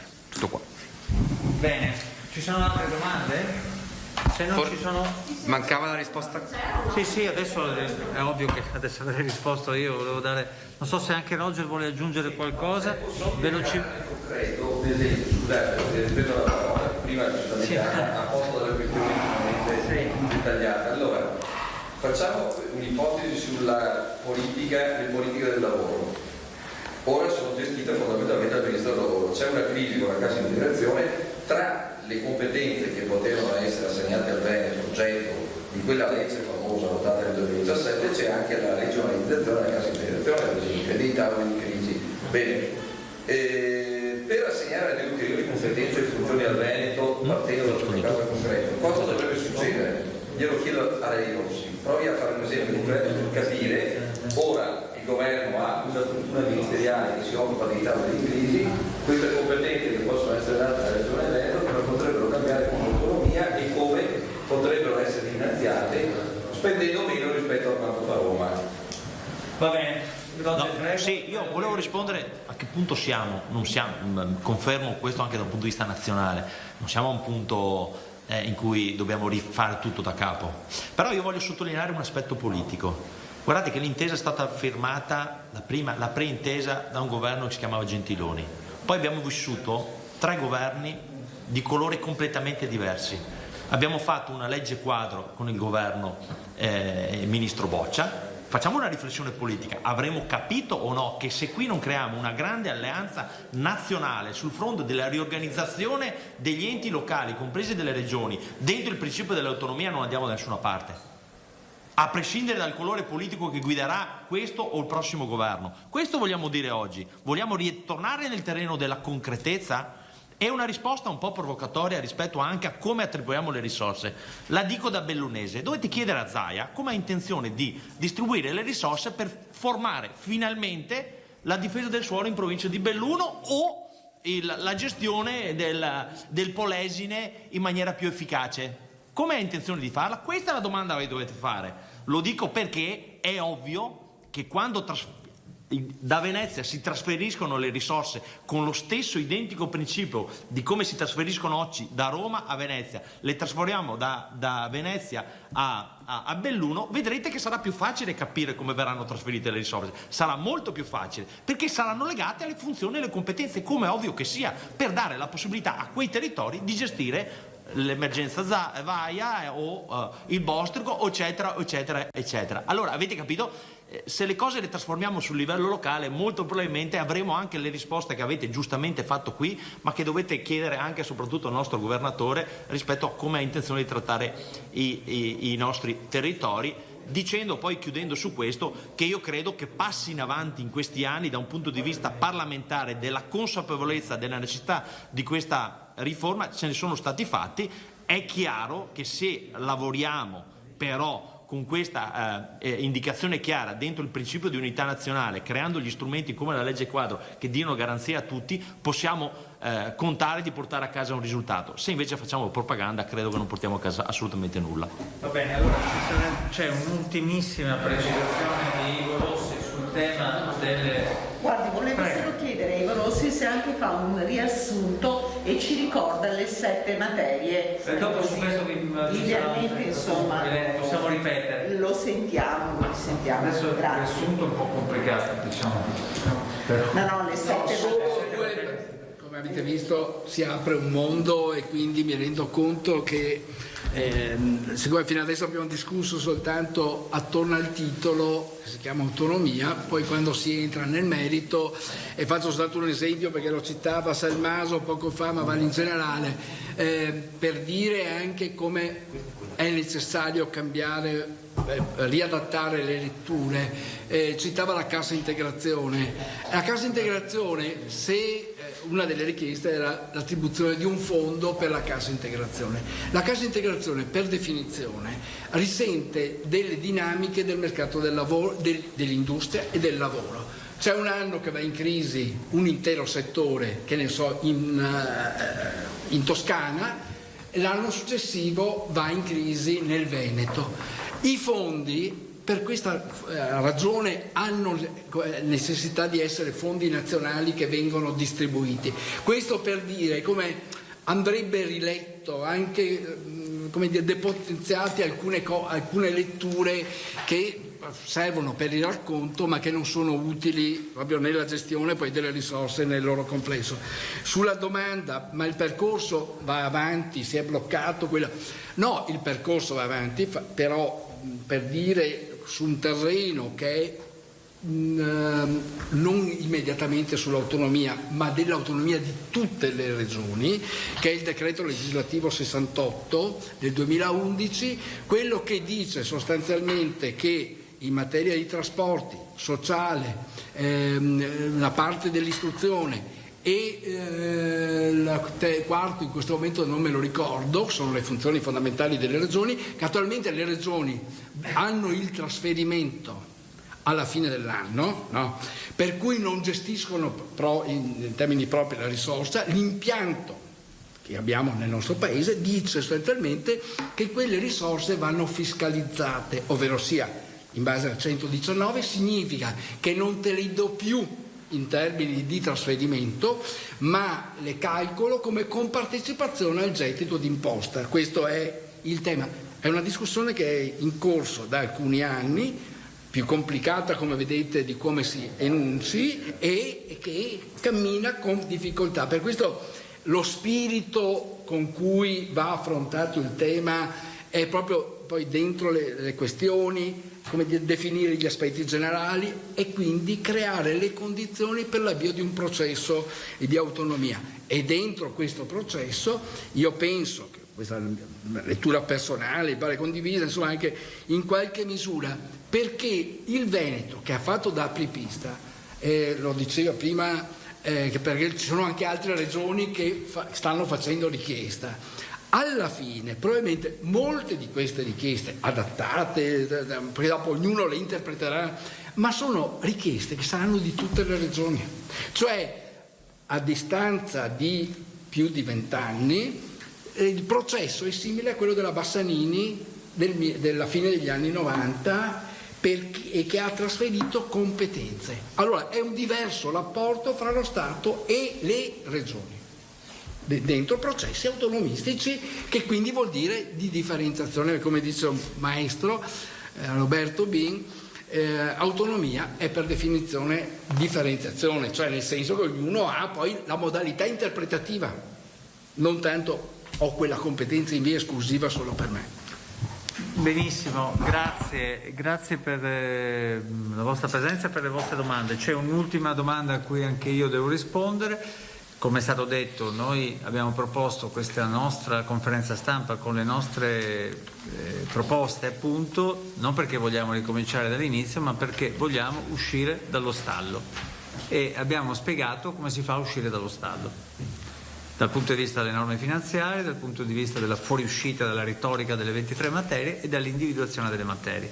Le materie, le ripeto, allo stato attuale sono, poi le riceverete con un testo che diffonderemo, ma le materie sono, e non è che siano definite una volta per tutte, possono essere ampliate nel corso della discussione, sono materie competenze in materia di politiche attive del lavoro. Vorrei ricordare qui ad Albino Salmaso che la Regione ha già delle competenze molto importanti sulle politiche attive del lavoro, che sono già, esatto, esiste l'agenzia, quindi perfetto. E quindi il problema è che dare la cassa integrazione alla Regione, con la Regione che ogni giorno chiede i soldi allo Stato per intervenire su questo, mi sembra un po' problematico. Così però noi infatti prevediamo anche una competenza. Ovviamente non è il Vangelo, prevediamo anche delle competenze in materia di integrazione tra politiche attive e politiche passive, quindi si richiama anche questo tema che è stato ricordato. Provvediamo le competenze in materia di organizzazione delle fondazioni ITS, istituti tecnici. Cioè uno dei temi della nostra regione è quello della formazione, dell'orientamento scolastico e della possibilità di ingresso nel mondo del lavoro, perché c'è una richiesta di lavoro. La riorganizzazione di queste competenze, l'attribuzione alla regione di maggiori poteri favorirà l'incrocio tecnici superiori. Studi tecnici. Sì. No, sono gli ITS che sono letti da fondazioni. È una formazione post diploma, esatto, l'ITS. è il biennio post diploma, è quello che professionalità spessissime associazioni di categoria dicono serve il percorso post diploma a dare insomma di rafforzamento delle competenze. Perché ha senso tenerlo in Veneto? Perché questo sia una caratterizzazione profondamente territoriale. Se adesso la dico male, hai il distretto del mobile, facciamo l'ITS per formare post diploma ad andare a lavorare nel distretto del mobile. L'ho detta proprio in maniera però è chiaramente una funzione legata al nostro territorio, è la possibilità quindi di poi le competenze in materia per la realizzazione di un sistema integrato di istruzione professionale, di istruzione e formazione professionale, le competenze in materia di sostegno all'internazionalizzazione delle imprese. Quante volte abbiamo detto che le nostre imprese devono essere sostenute nei mercati internazionali per essere più competitive, le competenze in materia di governo del territorio in funzione della rigenerazione urbana, questo apre parecchi aspetti e parecchi argomenti, le competenze in materia di prevenzione del territorio e del rischio sismico. Queste sono 7 competenze dalle quali noi pensiamo che si possa partire per raggiungere anche ulteriori prerogative che potranno essere realizzate. No, sono 6.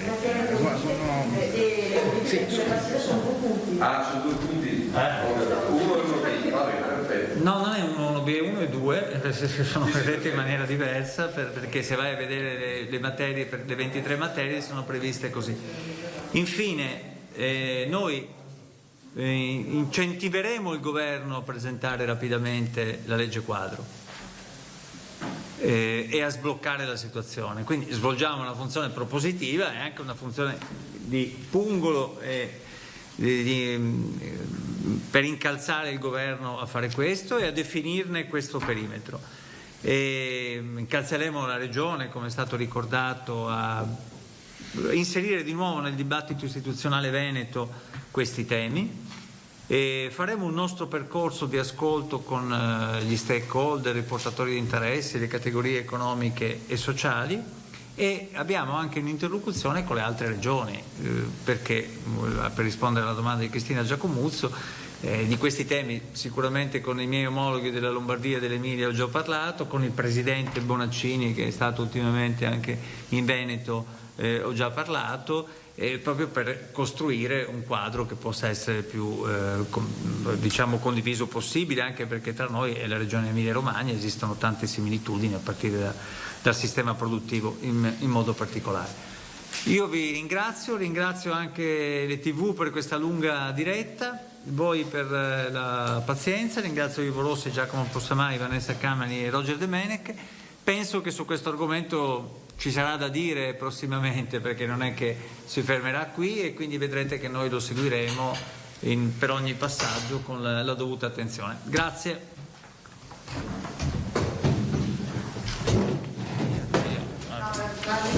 Grazie a voi. Eccoci, allora avete visto un'ora circa di conferenza stampa, siamo a Padova nella sede regionale del Partito Democratico, è intervenuto l'onorevole Andrea Martella, poi Ivo Rossi, lo ricorderete, è stato per un periodo in sostituzione di Zanonato, che era diventato ministro, è diventato sindaco di Padova, primo cittadino, e ha corso per le elezioni a Padova, vinto poi da Massimo Bitonci quando la Lega arrivò in comune, poi Roger Demenec che in qualche modo rappresenta il bellunese, anche lui deputato, e poi Vanessa Camani e Giacomo Possamai che sono in Consiglio regionale. Il tema, ovviamente avete sentito, è quello dell'autonomia, cercare di partire non dall'inizio ma di riprendere le fila di un ragionamento per riportarlo nuovamente in Consiglio regionale. È stata chiesta anche l'istituzione di una commissione da parte dell'onorevole Martella, che tra pochissimo, quando la nostra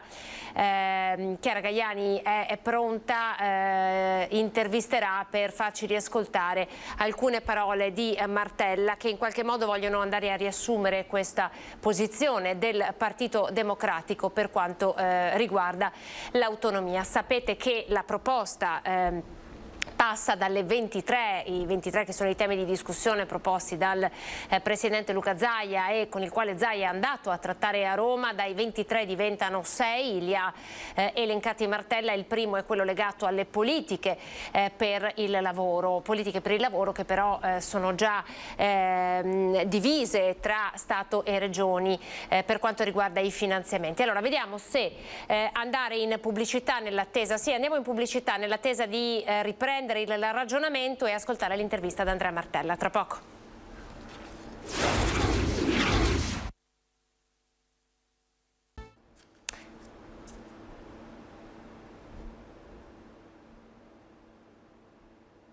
Ritrovati, eccoci, 13:37. Allora torniamo a Padova dove ci attende Andrea Martella con la nostra Chiara Gaiani. Chiara, eccoci.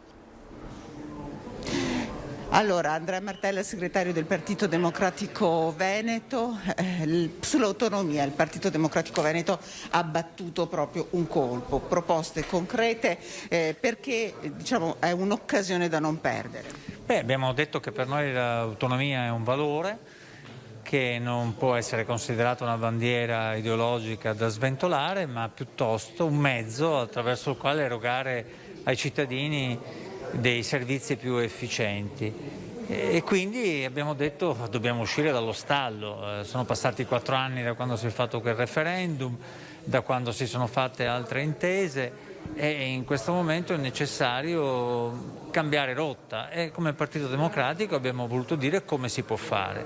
Si può fare innanzitutto abbandonando il feticcio delle 23 materie che devono essere, secondo il Veneto di Zaia, realizzate tutte subito, ma individuando alcune materie sulle quali concentrare l'iniziativa e anche pensando che le risorse finanziarie debbano essere date per l'erogazione di quelle materie, quello che riusciamo a risparmiare perché facciamo meglio ce lo teniamo in Veneto. Abbiamo proposto anche la costituzione di una commissione speciale nel Consiglio regionale per fare in modo che si riapra seriamente il percorso su questo tema. Nel Veneto avvieremo una serie di incontri con le forze sociali ed economiche e con il governo stiamo interloquendo perché questo obiettivo possa essere raggiunto. Ecco, questo scorcio di legislatura, lo avete detto bene, è fondamentale per riuscire a raggiungere un obiettivo che i veneti desiderano assolutamente raggiungere. L'autonomia ha delle radici profonde, storiche, culturali nel Veneto e nella sua identità, questo lo si capisce benissimo e io lo condivido. Dobbiamo fare in modo che però a queste enunciazioni si produca qualche risultato.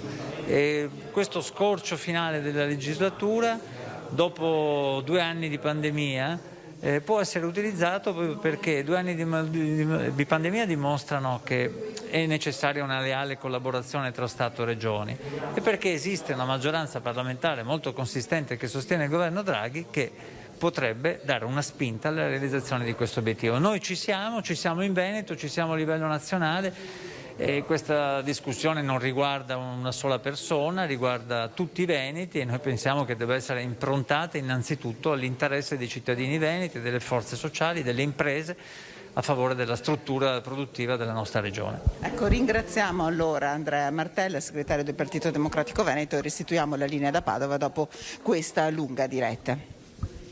Grazie cara Gaiani al tuo ospite, grazie per essere stati in nostra compagnia. Allora adesso vi facciamo vedere le previsioni del tempo, poi ancora pochi minuti di pubblicità e poi apriamo uno spazio dedicato alla compilazione del 7:30, all'assegno unico con la CGIL. A tra poco.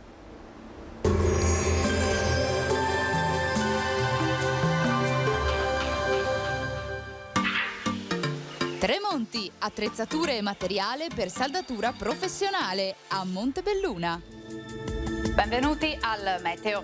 L'alta pressione garantisce prevalenza di tempo stabile e asciutto e in un clima sempre più mite. Vediamo insieme il dettaglio di mercoledì 13 aprile. Sul Veneto avremo un ampio soleggiamento come vediamo, ma parzialmente nuvoloso per nubi alte e per annuvolamenti sui rilievi, localmente anche sulle zone pianeggianti durante le ore pomeridiane. Al primo mattino probabili foschie e locali nebbie, venti in pianura deboli a tratti moderati dai quadranti orientali. Temperature senza notevoli variazioni, minime tra 5 e 10 gradi, valori massimi compresi invece tra i 15 e i 19 gradi all'incirca. Spostiamoci ora sul Friuli Venezia Giulia, anche in questo caso cielo in genere poco nuvoloso per locali velature, possibile qualche annuvolamento a quote medio-basse, specie sulle prealpi. Temperature minime tra 6 e 9 gradi, massime sui 17 e 18 gradi. Infine diamo uno sguardo alla situazione del Trentino Alto Adige, dove sarà soleggiato, lo vediamo, con temporanei annuvolamenti e con la formazione di locali foschie o nubi basse, anche in questo caso nelle ore più fredde della giornata. Temperature minime intorno ai 7-8 gradi, massime sui 21-23 gradi all'incirca. Dal meteo di Antena 3 per ora è tutto, grazie per l'attenzione, arrivederci.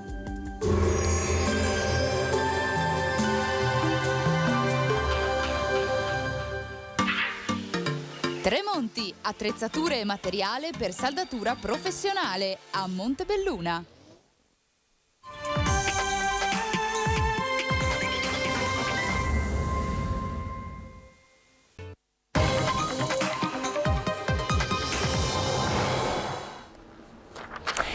Ben ritrovati nuovamente. Come ogni mercoledì diamo lo spazio all'informazione e poi di fatto anche lo spazio ai cittadini, perché sapete che attraverso il contenitore che sta per partire voi potete anche intervenire in diretta e fare delle domande agli ospiti che sono collegate. Parliamo ovviamente di campagna fiscale, utilizzate il numero che vedete in questo momento, ve lo ripeto, lo 0422 16 28 332. Quindi gli ospiti che abbiamo collegati sono a disposizione per rispondere alle vostre domande. Io ve li presento. Abbiamo Monica Giomo, che è amministratrice delegata Servizi Treviso SRL. Monica, buongiorno, ben ritrovata. E poi abbiamo Giuliana Maffei, responsabile fiscale provinciale Servizi Treviso SRL, e Graziano Basso, responsabile fiscale Servizi Treviso SRL. Buongiorno, buongiorno ragazzi. Buongiorno. Non ho visto Monica, ma forse poi ci raggiungerà, ma insomma intanto partiamo con voi. Giuliana, sono da te. Allora, state lavorando ovviamente a partire da gennaio, perché con l'assegno unico è rinnovata insomma la campagna per poter fare la compilazione dell'ISEE, quindi presentare l'ISEE, però la novità è che da lunedì si parte anche con la compilazione del 7,30 e in questa sede cerchiamo di spiegare quali sono le novità, quindi quali sono le spese che possiamo portare in detrazione e sostanzialmente come si lavorerà. Intanto, come uffici siete pronti? Avete, immagino, anche fatto incetta di personale per rispondere alle necessità degli utenti, e che cosa cambia? Giuliana, partiamo da te. Noi abbiamo finito i percorsi formativi con gli operatori che verranno assunti con l'inizio della campagna fiscale che inizia la prossima settimana, il 19 di aprile, e questi percorsi sono previsti da normativa, perché per poter elaborare un 730 ci sono dei percorsi impegnativi, perché la normativa è varia è normativa e varia e necessita di percorsi molto lunghi. Siamo pronti, speriamo che sia una campagna ottima come tutte quelle passate. Dal punto di vista organizzativo, quando uno viene a presentare, si presenta nei nostri uffici per fare il proprio modello 730, quindi gli è arrivato a casa l'appuntamento perché era già venuto presso i nostri uffici negli anni precedenti, piuttosto che sia un nuovo utente e quindi ha preso l'appuntamento in autonomia telefonando ai nostri centralini allo 0422 40 91 al tasto 2. È opportuno, sia che sia già nostro cliente o che sia un nostro nuovo cliente, che venga con la busta della dichiarazione dei redditi che ha presentato lo scorso anno, sia che fosse un modello 730 piuttosto che un modello redditi, perché all'interno della dichiarazione precedente noi possiamo già recuperare alcune informazioni utili necessarie all'elaborazione del modello. Nella busta si auspica sempre che rimangono i documenti che sono stati utilizzati per la dichiarazione dello scorso anno, quindi se c'era all'interno si era usufruito della detrazione per un mutuo piuttosto che per un recupero edilizio, un risparmio energetico o comunque qualsiasi altra documentazione, perché ad esempio può essere che all'interno del nucleo ci sia un soggetto portatore di handicap, magari all'interno della busta è opportuno che ci sia una copia della certificazione dell'handicap, perché in fase di dichiarazione dei redditi si possono avere alcune agevolazioni che altrimenti non si potrebbero avere. Ma poi Giuliana ci arriviamo, spieghiamo caso per caso, no? In modo anche da dare ai nostri telespettatori le coordinate per poter ottenere da questo famoso 730 il più possibile, perché ricordiamo è ormai da anni il modello che ci permette di portare a casa qualcosa, di tutte le tasse che i cittadini pagano possono rientrare grazie a varie spese che hanno sostenuto durante l'anno. Tra l'altro io voglio vedere qui, chiedo alla regia di inquadrarlo, il sito del CAF, quindi quello proprio dedicato per la diciamo spiegazione con tutti i contatti. Eccolo qua, è composto: scelgo CGIL, CAF CGIL, non girare a vuoto per la tua dichiarazione dei redditi, campagna fiscale 2022. In partenza il 20 di aprile, fissa un appuntamento chiamando, ricordo il numero, lo 0422 40 91 tasto 2, e qui c'è anche l'indicazione, no, di tutti i documenti in qualche modo che bisogna portare, proprio per non arrivare impreparati, anche perché altrimenti si rischia di perdere tempo o di perdere per strada qualche agevolazione di cui avremmo diritto. Poi nella vostra pagina voi pubblicizzate anche Digita CGIL, che cos'è esattamente? Allora, Digita CGIL è un'app utilizzata, prodotta a livello nazionale dal CGIL, dove ci sono una serie di informazioni e delle dichiarazioni. Se ad esempio un soggetto ha fatto la dichiarazione ISEE presso i nostri uffici, là può trovare il suo ISEE, la propria attestazione. Se si attiva con l'app, all'utilizzo dell'app appunto Digita CGIL, prima che le venga elaborato un modello ISEE, quando l'INPS rilascia l'attestazione, senza dover passare nuovamente presso i nostri uffici o accedere in autonomia con lo SPID al sito dell'INPS, si trova automaticamente l'attestazione all'interno dell'app. Si è fatto il 730 nei nostri uffici gli anni passati, se lo trova all'interno, e può fissare in autonomia gli appuntamenti. Gli arrivano i promemori, attenzione, fra 2 giorni scade il termine per presentare la dichiarazione dei redditi, piuttosto che è l'ultima scadenza per pagare gli F24 dell'IMU, e quindi è un'app utile, è un promemoria per non dimenticarsi delle scadenze fiscali e per avere sempre con sé le proprie dichiarazioni dei redditi.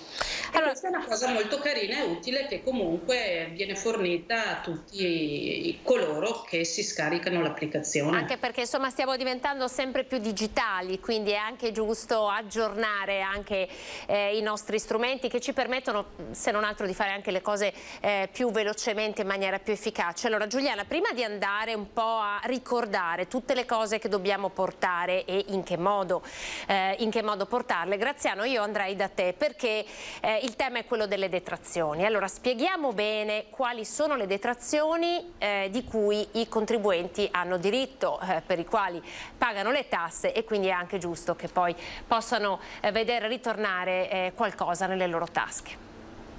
Allora, appunto parli bene parlando di detrazioni, e diciamo che il punto nodale delle detrazioni è sicuramente la tracciabilità delle spese che vengono portate, per cui tutte le spese che si portano in detrazione devono essere pagate, la maggior parte dovrà essere pagata con sistema tracciabile, per cui oltre alla tradizionale fattura del dentista, se non c'è scritto che è stato pagato con il POS oppure con la carta di credito, il contribuente dovrà portare anche la ricevuta sedutina del bancomat oppure la ricevuta da debito sul conto corrente di quella spesa, perché sappiamo ormai da 2 anni a questa parte che la modalità per cui si può portare in detrazione una spesa, e parliamo di detrazione, non deduzione, perché quelle non hanno la tracciabilità, deve esserci il metodo tracciabile. Allora, innanzitutto in gran voga purtroppo... Graziano, perdonami, ti devo già stoppare perché abbiamo una telefonata, quindi vedi che i telespettatori sono entrati insomma, nel mood e già hanno bisogno di risposte, quindi torniamo tra pochissimo con te, ma prendo la telefonata. Pronto? Pronto? Chi ci chiama? Sta parlando con me? Sì, la sentiamo. Scusami, io chiamo per l'appuntamento il 7:30 a Vittorio Veneto. Sì. Sono la Daffrè Bona Agnese. Deve rivolgere qualche domanda ai nostri esperti? No, solo prendere l'appuntamento per venire su da Vittorio per fare il 7:30. Cara signora, non è questa la sede per prendere appuntamento, quindi la invito... Può lasciare il numero e la richiamiamo? Lasci la televisione, perdona. Lasci il numero alla regia e verrà richiamata, quindi la gente inizia a prendere appuntamento. Grazie che ci ha chiamato signora da Vittorio Veneto, lasci pure il numero e gli esperti che abbiamo in questo momento in collegamento la chiameranno per prendere un appuntamento. Arrivederci. Ok, grazie. Arrivederci. Se la signora era già nostra utente, era già venuta gli anni scorsi, le arriva già il messaggio per l'appuntamento. Comunque, ecco che questo è importante da dire, no? I messaggi arrivano per chi è stato cliente, voi non li dimenticate, quindi li tenete sempre collegati, siete sempre in contatto. Graziano, andiamo alle detrazioni. Allora, ritornando al periodo che stiamo vivendo, purtroppo le principali domande che vengono fatte è, per esempio, se le mascherine possono essere portate in detrazione dal modello 730. Naturalmente bisogna fare un distinguo, bisogna vedere quelli che sono i dispositivi medici da quelli che sono invece i dispositivi di protezione individuale. Se sono dispositivi, le mascherine che andiamo ad acquistare, che abbiamo acquistato nel corso del 2021, sono state certificate come dispositivo medico CE, oppure in alcuni casi riportano la relativa normativa a corredo, sicuramente saranno detraibili dalla dichiarazione dei redditi. In questo caso, siccome stiamo parlando di dispositivi medici, non sarà necessario che la spesa sia sostenuta e pagata tramite un sistema tracciabile, perché un dispositivo medico viene praticamente paragonato a un farmaco, per cui sono le uniche 2 eccezioni per i quali non è prevista la tracciabilità. Di solito è questa la domanda. Come tutti i dispositivi medici tracciabili, è bene che risulti sempre la certificazione del marchio CE più l'eventuale normativa ove richiesto ai fini della detraibilità. Questo lo ripeto perché anche ultimamente l'Agenzia delle Entrate ha fatto alcuni approfondimenti e assieme al Ministero della Salute ha riformato un attimino il sito su cui noi CAF dobbiamo andare a vedere qualora sia mancante questa dicitura o non venga riportata o non sia riconducibile, al fine di poter riconoscere la detraibilità del bene. Supponiamo, se ho acquistato nel 2021 anche un materasso, perché sia detraibile deve essere un dispositivo medico CE, per cui o me lo attestano nella ricevuta, nella fattura di pagamento, oppure mi danno una documentazione a corredo da cui risulta appunto la normativa vigente, oltre che il semplice marchio CE. Molte volte, ripeto, il marchio CE da solo non assolve a tutto quello che può essere dispositivo medico, serve che sia corredato della normativa del 93 con il relativo DPR, per cui quello lo riconosce dal punto di vista sanitario, perché i dispositivi medici si possono detrarre sempre e solo dal punto di vista sanitario. Questa era la prima delle domande. Poi la seconda delle domande è cosa si può portare, posso riportare ancora il trasporto, le spese di trasporto in sede di dichiarazione dei redditi come detrazione? Sì, certo, sono state riconfermate come onere, per cui se sosteniamo le spese relative all'abbonamento dei mezzi pubblici o per andare a lavorare o per i figli che devono andare a studiare, che devono andare a scuola, sicuramente in questo caso potranno essere portate in detrazione le spese per dell'abbonamento che abbiamo sostenuto. Sempre per i figli, restando in tema di figli, sicuramente torniamo a portare in detrazione le spese per lo sport, le spese che i genitori hanno sostenuto perché pratichino dello sport dai 5 ai 18 anni, sono riconosciute le detrazioni per le spese sportive, sempre pagate in maniera tracciabile, evidentemente tracciabile, per cui sempre se risulta dalla fattura, certo, dalla ricevuta, oppure se risulta dalla pezza giustificativa aggiuntiva.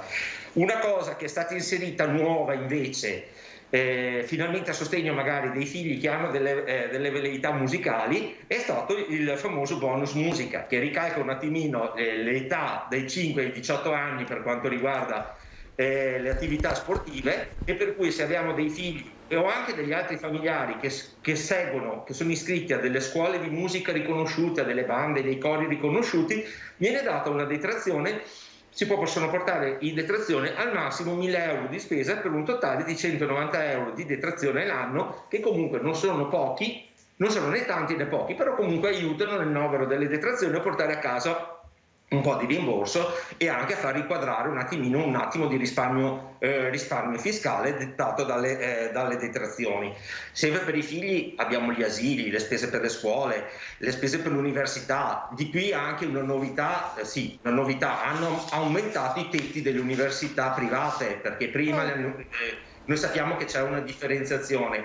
Se io frequento un'università pubblica posso portarmi in detrazione interamente il costo, se no se frequento un'università privata, la legge, la normativa per come è costituita, fa sì che ci sia un decreto di riferimento al quale devo riferirmi per dire qual è il limite massimo di spese in base al ramo universitario che frequento, alla disciplina rappresentata dal mio corso di laurea, e conseguentemente quest'anno il Ministero è stato un po' più benevolo perché ha aumentato, soprattutto per noi che siamo in Nord Italia e il costo dell'università è più alta, certo, ha incrementato di quasi 400 euro in più le spese da portare in detrazione, per cui anche questo è una cosa che è bene sapere. Sempre legato all'università, ricordo che è possibile anche portare in detrazione le spese per l'alloggio, per cui se io ho un figlio che è studente universitario che studia a più di 100 km dal luogo di residenza, è possibile per il genitore portarsi in detrazione la spesa dell'affitto sino a 2.600 euro, quindi anche lì è un aiuto alla famiglia, al sostegno della famiglia che praticamente sostiene queste spese per far studiare. Assolutamente, e tra l'altro secondo me sono in pochi coloro che fanno domanda di detrazione per questo. Questo è un tema, è un aspetto che ancora secondo me non è sufficientemente conosciuto. Graziano, abbiamo una telefonata, pronto? Buongiorno, sono Giulia, lei sui ospiti. Buongiorno. Volevo chiedere una cosa. Una mia amica ha 20 anni o 22 di contributi. Va in pensione a 67 anni oppure deve andare dopo? È un altro... La ringrazio. Qua ci vorrebbe Barbiero. Allora, qui si chiede delle pensioni, 22 anni di contributi, è un altro tema, signora, ma si vede che insomma, è un tema caro alla signora, quindi avendo visto il sindacato CGIL ha pensato di poter rivolgere a voi che siete responsabili fiscali questa domanda. Possiamo risponderle o la facciamo richiamare? No, è opportuno che o ci lascia il numero di telefono, esatto, come l'altra signora, perché è una cosa talmente particolare il mondo delle pensioni come quello fiscale che ognuno è specializzato nel suo settore e è difficile dar risposte. Sono d'accordo. Sarebbe meglio di no. Anche perché possa essere seguita nel migliore dei modi, no? Da chi si occupa di questo settore. Graziano, allora brevemente, no? Abbiamo parlato dei figli con le spese scolastiche, quindi ad esempio le spese della mensa, attenzione, no? Il pasto che viene pagato tutti i giorni per i vostri figli, le spese universitarie e poi tutte le spese anche extrascolastiche, immagino, no? Di attività che vengono fatte fare ai figli. C'è qualche differenza in questo ambito? Allora, innanzitutto bisogna stare attenti sempre al fatto che siano riconducibili all'istituto, nel senso che se io ho sostenuto delle spese per la mensa scolastica oppure per i corsi pre-post scuola perché sono un genitore che lavora o necessita di andare a prendere mio figlio successivamente o portarlo anticipatamente rispetto all'orario normale di lavoro, devono essere sempre dei corsi che sono riconducibili alla scuola, ma semplicemente anche il costo della gita scolastica può essere portato in detrazione se è fatto con i giusti crismi ed è riconosciuto dalla scuola, per cui soldini in qualche maniera, se le cose vengono gestite bene. Abbiamo avuto addirittura il primo anno che si parlava delle gite scolastiche, più di qualche istituto comprensivo che ci ha chiesto scusatemi per poter far scaricare le spese, come dobbiamo comportarci, che documentazione dobbiamo rilasciare ai genitori al fine di poter scaricare le spese scolastiche. Erano istituti superiori, scuola superiore, che magari la visita di istruzione scolastica era abbastanza ingente come importo. Lì abbiamo dato le dritte, adesso hanno imparato e giustamente hanno imparato che devono fare la correlazione con il discorso della scuola e così assieme nel novero delle spese si possono portare in detrazione anche queste spese. Una cosa invece che ci viene sempre chiesta relativa alla scuola sono i libri. Il costo dei libri non è detraibile, questo lo si dice. Se si vuole avere un contributo per i testi scolastici c'è un'apposita domanda da fare in base all'ISEE, Giuliana può confermarlo, che è data dalla Regione Veneto, e in base all'ISEE vengono erogati questi fondi e solitamente sono a fine estate che vengono erogati assieme alla borsa di studio scolastica e conseguentemente in quel caso si può far fronte anche per poter avere dei benefici a titolo di acquisto di dizionari, libri e quant'altro. Graziano, la blocco, abbiamo un'altra telefonata, pronto? Pronto? Sì, prego, buongiorno, Sì. la sentiamo. Buongiorno. Volevo chiedere questa informazione. Allora, la moglie si licenzia e prosegue la contribuzione volontaria. I contributi che paga la moglie possono essere portati in detrazione dal marito, visto che a quel punto diventa moglie a carico? Chi vuole rispondere? Allora, rispondo io, Anna. Prego, Graziano. Allora, sì, l'importante è, allora, prima di fare un'operazione di questo tipo, è il caso di valutare, a livello di consulenza così molto spiccia, e poi bisognerebbe vederla proprio di persona per vedere la situazione, bisogna sempre valutare se il coniuge ha la capienza per potersi portare in deduzione i contributi, per cui bisogna fare delle valutazioni su quello che è il soggetto che andrà a sostenere la spesa o l'eventuale rateazione della spesa stessa da parte dell'INPS se si vuole protrarre in più anni al fine di poter usufruire al meglio della deduzione dalle tasse. Comunque in linea di massima sì, la contribuzione volontaria è deducibile, e dico deducibile è totalmente diverso da detraibile, perché detrazione è una percentuale fissa, deduzione invece va in base al reddito, per cui se io ho un reddito alto deduco molto, se ho un reddito un po' più basso deduco un po' meno. È sempre più vantaggiosa del 19% comunque, perché l'aliquota minima è il 23%, per cui qualcosina di più si porta a casa. Però prima di fare queste cose, o se si intendono fare queste cose, come sempre quando si fanno delle scelte importanti che vanno a condizionare poi eventualmente la dichiarazione dei redditi al fine di non restare disillusi, per cui parlo di mutui, detrazioni sulla casa, pagamento di contributi volontari e quant'altro, è bene prima esaminare la posizione fiscale del marito, della moglie, e successivamente si può dare un'indicazione precisa su quello che è il sostenimento della spesa, al fine appunto di non versare delle cose e non vedersi riconosciute le detrazioni o le deduzioni in sede di dichiarazione dei redditi. Questo è semplicemente un fatto di tutela nei confronti del contribuente che noi ci imponiamo. Sembra che vogliamo sapere i fatti degli altri, ma è solamente per aiutarli a portare a casa fino all'ultimo euro. Grazie Graziano, speriamo di essere stati esaurienti, direi di sì, e grazie al nostro telespettatore che ci ha contattato. La vedo, la saluto e la ringrazio. Monica Giomo, amministratrice delegata, grazie per averci raggiunto. Allora, buongiorno.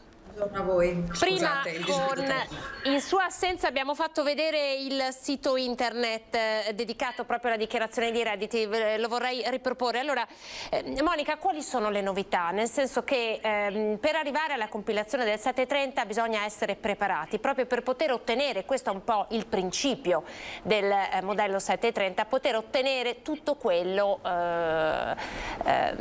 insomma, che si merita, tutto quello che si potrebbe ottenere. Che cosa si può trovare in questo sito e perché è giusto dunque invitare la gente a usufruirne? Allora, il sito è uno strumento per noi indispensabile per poter far sì che tutti i cittadini possano avere delle informazioni, delle notizie utili rispetto appunto a quello che è il 730 e il meccanismo, come appunto diceva lei, di poter recuperare le somme. Il nostro intento naturalmente è quello di riportare queste informazioni che sono particolarmente tecniche con un linguaggio semplice, in modo tale che anche chi non è del settore e del mestiere possa arrivare a capire i concetti. Il nostro compito, io lo ribadisco sempre, è quello, nel momento in cui ho un cittadino che si appoggia ad uno dei nostri sportelli, di potergli dare anche quelle informazioni aggiuntive, proprio perché non tutti siamo del settore, e quindi riuscire a informare la persona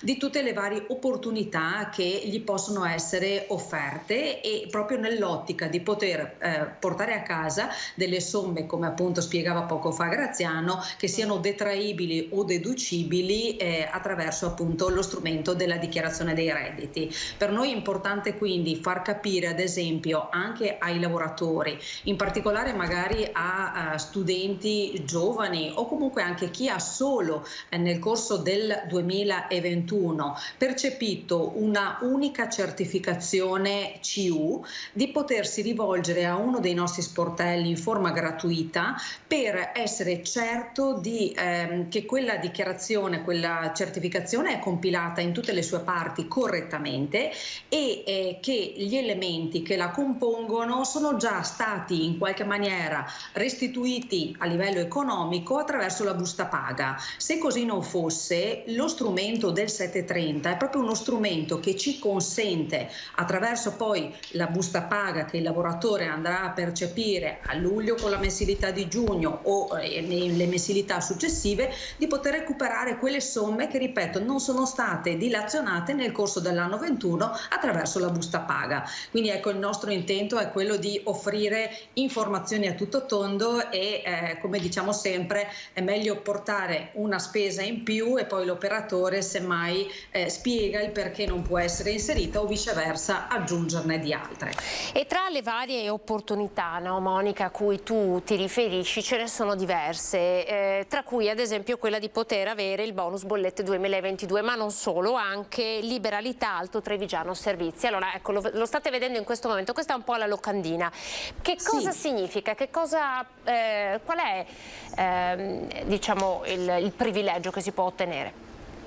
Allora, liberalità ATS Alto Trevigiano Servizi SPA di fatto è una ulteriore somma che i cittadini che fanno parte, che risiedono nei comuni della destra Piave, possono aggiungere al loro bilancio familiare attraverso sempre la predisposizione in primis dell'ISEE. Una volta che ho predisposto l'ISEE, ho visto che il mio valore sta al di sotto, è ricompreso nei 20.000 euro, ecco che posso fare domanda presso un CAF abilitato chiaramente con l'Alto Trevigiano e attraverso appunto un sistema velocissimo il cittadino si rivolge al CAF, viene predisposto l'ISEE, viene predisposta la domanda, lui automaticamente, questo fino al 15 di maggio, successivamente si vedrà accreditato sulla bolletta lo sconto, mettiamola così, che all'incirca è una riduzione del 22% su quello che è appunto il consumo medio della bolletta,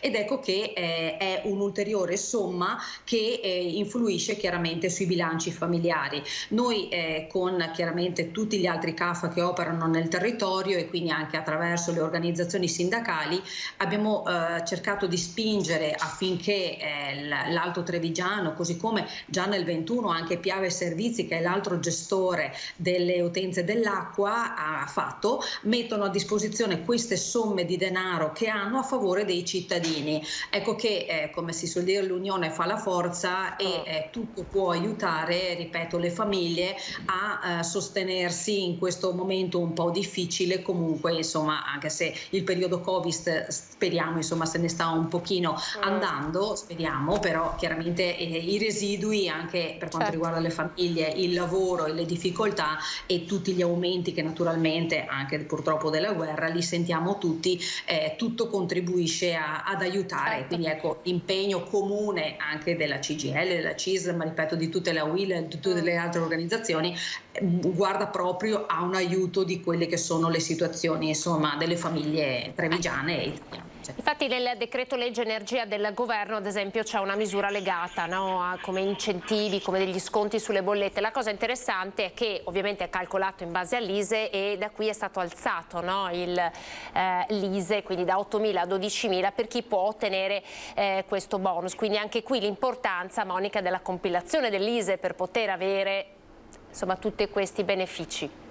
Sì, infatti, come abbiamo sottolineato sempre, l'ISEE è un servizio gratuito. Una volta che io predispongo la mia dichiarazione ISEE e appuro qual è il mio valore, io per tutto l'anno posso beneficiare e usufruire di una molteplicità di sconti. Ecco che qui entriamo in campo noi, perché naturalmente ogni qualvolta c'è un bonus, un beneficio che è possibile in qualche maniera andare a percepire, noi anche attraverso i contatti, e da qui magari faccio un appunto perché per noi è importante rilevare il numero di cellulare piuttosto che la mail, sono strumenti di contatto fondamentali proprio perché nel corso dell'anno riusciamo a comunicare a chi si è rivolto presso le nostre sedi se appunto ci sono degli ulteriori benefici che possono essere percepiti. Quindi, come dicevo prima, a livello locale per quanto riguarda ad esempio Alto Trevigiano Servizi e la liberalità, piuttosto che, come dicevi tu, l'aumento del limite ISEE per usufruire del bonus nazionale dello sconto luce e gas, chiaramente insomma sono tutti fattori ed elementi che aiutano le famiglie a venire un po' fuori da questo periodo un po' difficile. Assolutamente. E a questo proposito, Giuliana, l'ISEE è indispensabile per l'assegno unico, proprio per collegarmi, voi siete in piena campagna anche qui, no? Ma è indispensabile oppure no? Allora, per l'elaborazione dell'assegno unico no, non è indispensabile, ma secondo me è opportuno fare l'ISEE, perché magari un soggetto pensa di avere un ISEE elevato, ma il calcolo è talmente complesso che, come si dice, autoescludersi da certi benefici e dal farlo lo trovo un po'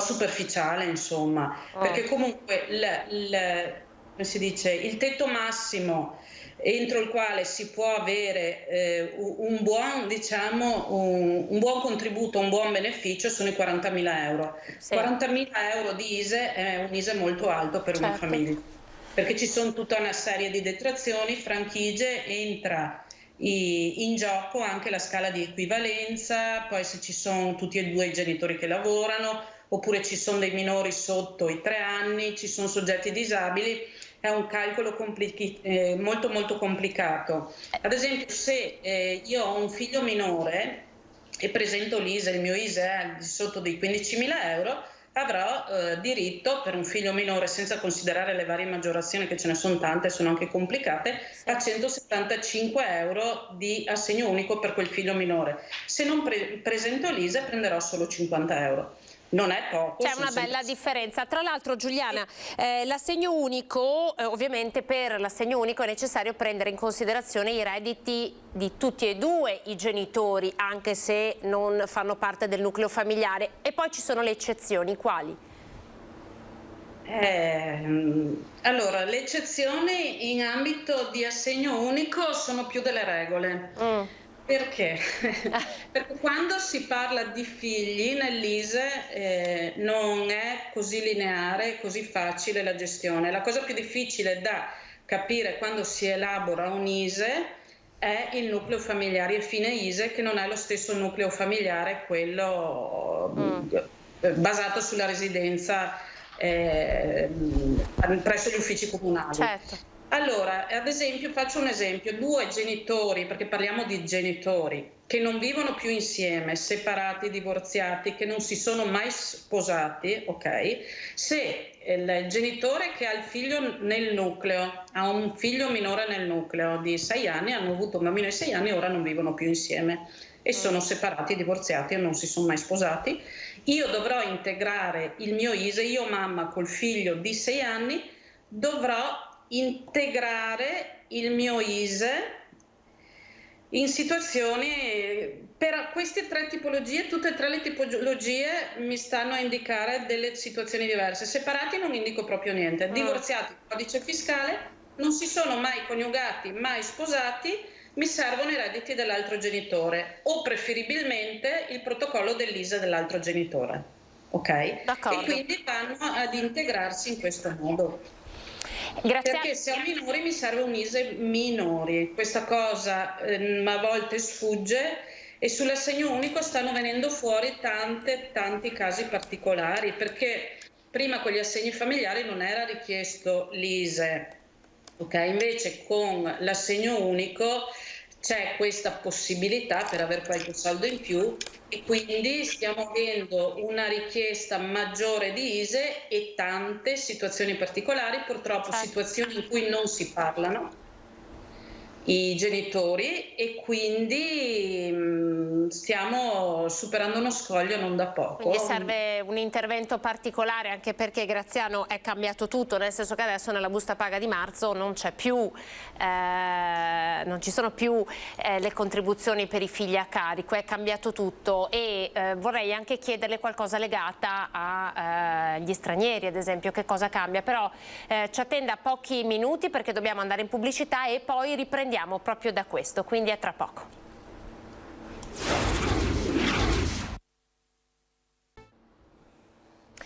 Ben ritrovati con lo spazio dedicato a voi cittadini. Vi ricordo che potete intervenire telefonicamente come sempre in diretta allo 0422 16 28 332. Abbiamo degli esperti fiscali che vi potranno rispondere e stavamo parlando proprio con Graziano perché ovviamente nella busta paga dal mese di marzo cambia tutto e questo perché è stato introdotto l'assegno unico.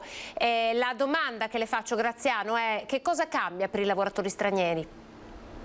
Allora, come per i lavoratori italiani, ma in maggior parte per i lavoratori stranieri, sono le detrazioni per i figli che vengono meno, viene meno l'assegno per il nucleo familiare, la maggiorazione che era stata prevista col DL del 21 e quindi erano soldini che si trovavano in più sulla busta paga. Oltretutto, per quando si parla di lavoratori stranieri, molto spesso i nuclei familiari sono composti da più di 4 figli, hanno più di 4 figli, per cui avevano anche la maggiorazione di 1.200 euro annui, in quanto i nuclei familiari erano numerosi.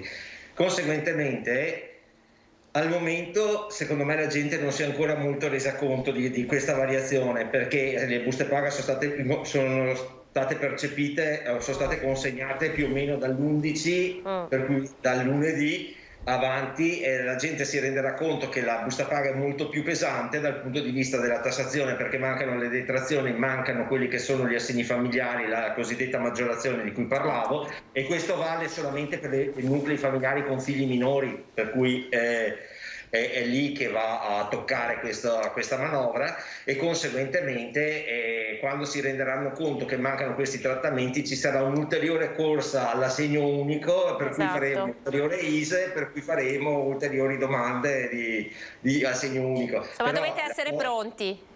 No, ma noi siamo pronti, nati pronti, come sempre.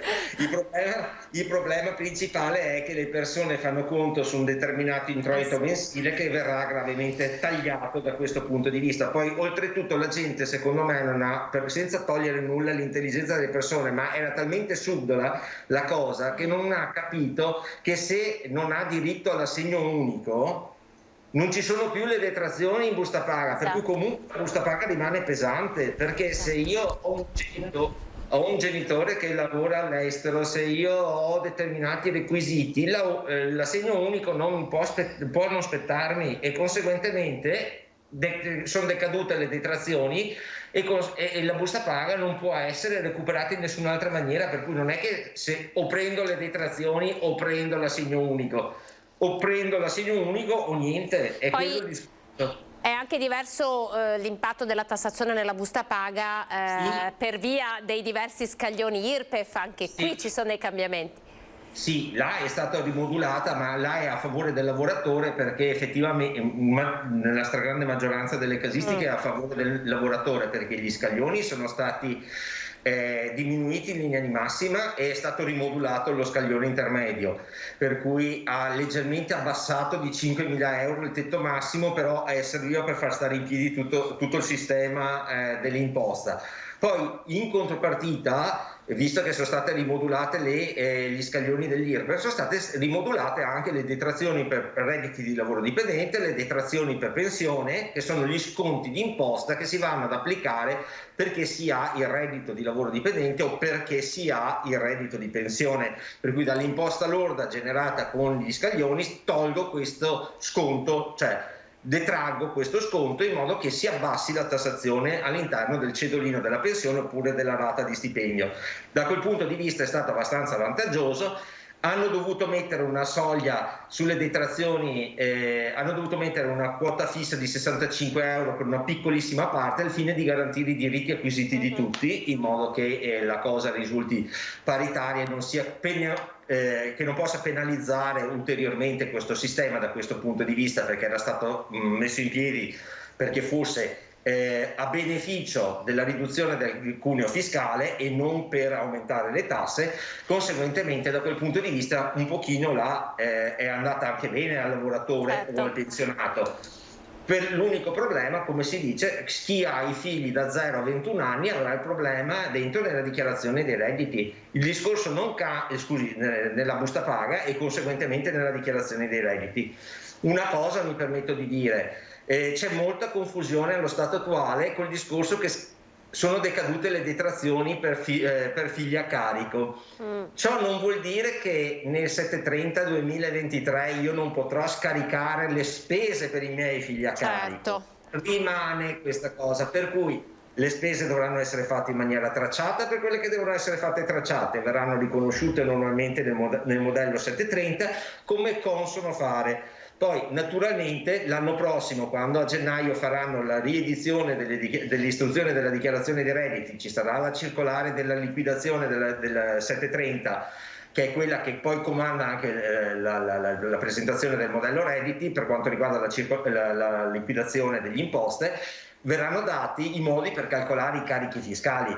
Comunque ricordo che il figlio è a carico se ha 2.841 euro, se questo è al di sopra dei 24 anni. Al di sotto dei 24 anni è a carico fino ai 4.000 euro, per cui se anche un figlio fa un lavoretto estivo e arriva fino a 4.000 euro, le spese posso portarne in detrazione. Poi mal che vada, se dovesse superarle, va bene, non avrò il carico fiscale, ma magari il figlio potrà recuperarseli con la certificazione unica sua, farà una dichiarazione a spot perché recuperarsi le ritenute e recuperarsi le eventuali spese che ha sostenuto, però il tutto dovrebbe quagliare, per cui si tranquillizza tutta quella platea di persone che fa adesso non posso più detrarmi le spese familiari a carico. No, calma al gesso, perché capite perché è importante affidarsi ad un responsabile fiscale, perché tutte le cose che ci ha detto Graziano così in pochi minuti sono cose importantissime e necessarie da sapere quando si va alla compilazione del 730. Riassumendo, allora abbiamo le spese per i figli, poi ci sono le spese per il trasporto pubblico. Graziano, riassumiamo: bonus mobili,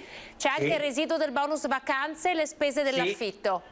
Sì, le spese dell'affitto che sono un po' una novità, perché hanno dato una detrazione, hanno dato una modalità per i ragazzi compresi, per i giovani compresi tra i 20 e i 31 anni che hanno un reddito inferiore ai 15.500 euro circa, di poter avere una detrazione fissa di 994 euro, oppure in cambio, se è più vantaggioso, una detrazione del 20% con un massimo di 2.000 euro in sede di dichiarazione, al fine di poter far fronte alle spese dell'affitto. Una cosa ulteriore, che è la novità del 730 di quest'anno, che chi ha acquistato casa da un costruttore a un'età inferiore ai 36 anni e a un ISE, come diceva Giuliana, inferiore ai 40.000 euro, può portarsi in detrazione l'IVA che ha pagato per l'acquisto della casa, e questa è una bella cosa, perché questa detrazione ci sarà anche nel 2022, conseguentemente andrà a ricadere nella dichiarazione dei redditi 2023. Per cui se qualcuno vuole fare un investimento o ha la possibilità, tramite mutuo, quello che vuole, di acquistare da un costruttore, sa che se è al di sotto dei 36 anni e ha un ISE inferiore ai 40 anni, può portarsi a casa tutta l'IVA, per cui prima la paga, poi gliela restituiscono. Bene, importantissimo questo. Allora Giuliana, siamo quasi in chiusura, ricordiamo alcune cose fondamentali. Documenti di identità devono essere validi, poi il datore di lavoro che si segna, quale deve essere? Immaginiamo che ha cambiato lavoro. Sì, no, chi ha cambiato lavoro spesso pensa che chi sarà, che gli fa il conguaglio è il datore di lavoro che avevano l'anno precedente, e invece il sostituto che sarà preposto a fare la liquidazione del 730 è il sostituto che il cittadino, il contribuente avrà fra giugno, luglio e agosto, i 3 mesi che intercorrono nel periodo della dichiarazione di redditi. Questa è una cosa che succede spesso, perché anche se noi diciamo è cambiato il sostituto, loro dicono no, intendendo che il sostituto che gli deve fare il conguaglio è quello dell'anno precedente. La carta d'identità anche là spesso arrivano nei nostri uffici e si accorgono in quella circostanza, quando noi gli chiediamo di esibire il documento che è scaduto, purtroppo quel documento scaduto non si può fare nulla, quindi bisogna sospendere la pratica e devono tornare. Quindi sono quelle piccole cose che comunque poi, non dico fanno perdere tempo a noi perché è il nostro lavoro, ma gli tocca tornare. Esatto. Magari attenzione, come dicevo prima, portare la busta dell'anno precedente, se hanno lavorato in più posti ci servono le CU di tutti i posti che hanno lavorato. Quindi se io ho una CU di 300 giorni, gli altri 65 giorni non ho lavorato, oppure mi sono dimenticata che 65 giorni ho lavorato al supermercato vicino casa, piuttosto che ho avuto l'INPS, ho avuto una NASPI e queste cose qua. Sono cose che magari uno ci perde 2 minuti a ragionarci, arriva là e non dobbiamo sospendere la pratica. Portare tutto, accertarsi che ci sia tutto. Abbiamo un'altra telefonata, pronto? Sì, pronto, buongiorno. Io volevo un'informazione di questo tipo. Non sono sposata, convivo, ho un bambino di 10 anni che va alle elementari, io lavoro, sono una dipendente privata, il mio compagno invece ha la partita IVA e lavora in proprio. Se noi ci sposiamo, abbiamo molte più tasse da pagare? No. Chi risponde? Io. Vai Graziana. Le tasse no, sono individuali. Perché praticamente non è che si tassi il nucleo familiare, lei continuerà a essere lavoratrice dipendente e verrà tassata come lavoratrice dipendente, il suo futuro marito che è partita IVA, magari in regime forfettario per cui ha del regime agevolato, se non supera i 65.000 euro lui da solo, per quanto riguarda la sua sola professione, non ha nessun problema a rimanere in regime forfettario, non cambia nulla. Assolutamente nulla. Quale cifra? Scusi, non ho capito. Se non supera quale cifra il mio compagno? Supponiamo che sia in regime forfettario. Se è in regime forfettario, una partita IVA con regime forfettario, un regime agevolato fino a 65.000 euro. Fino a 75.000 euro. Quindi il suo commercialista lo sa benissimo il suo commercialista questa cosa, perché prima che arrivi ai 65.000 gli manda l'allert e gli dice moglie deve fatturare, sposta l'anno successivo.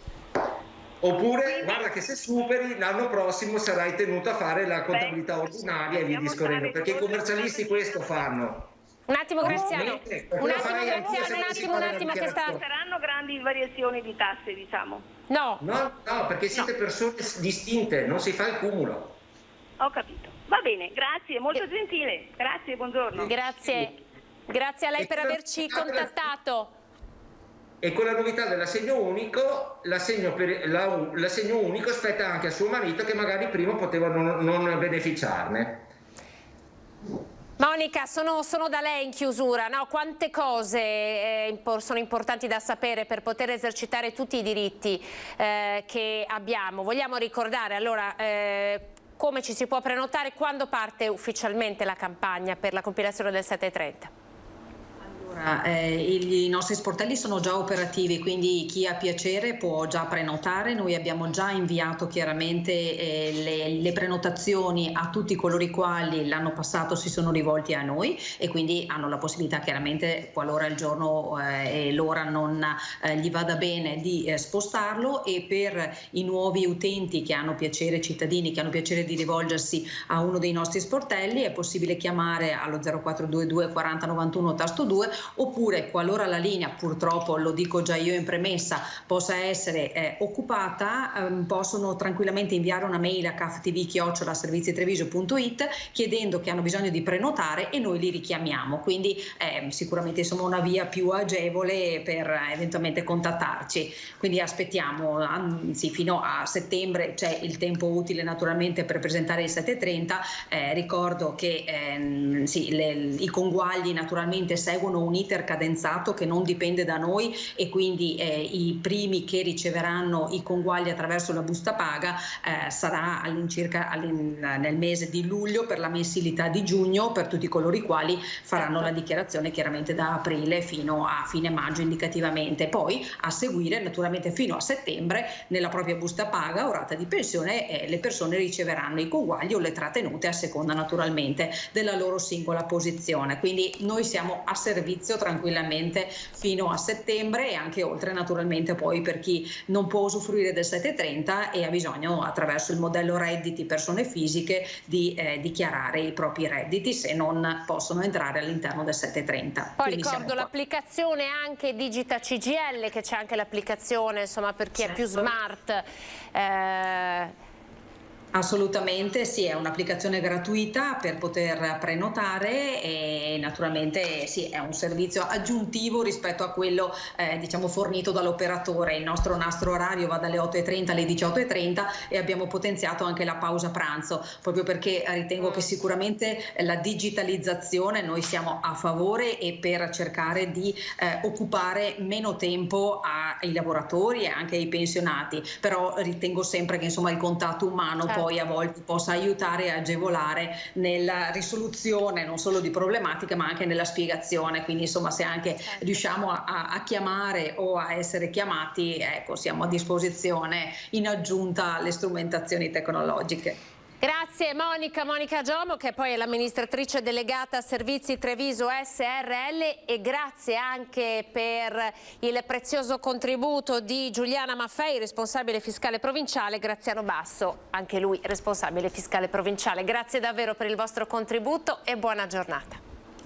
Grazie. Arrivederci. Arrivederci. Arrivederci. Allora, avete visto come ogni mercoledì noi cerchiamo di chiarire un po' quali sono i contorni del regime fiscale, proprio perché ci sono tante novità in questo nuovo anno. Si è partiti con l'assegno unico e adesso si parte con la compilazione del 730 a partire dal 20 di aprile, quindi è importante su questo essere sempre informati. Grazie a voi per essere stati in nostra compagnia, buon proseguimento sui nostri canali. Arrivederci.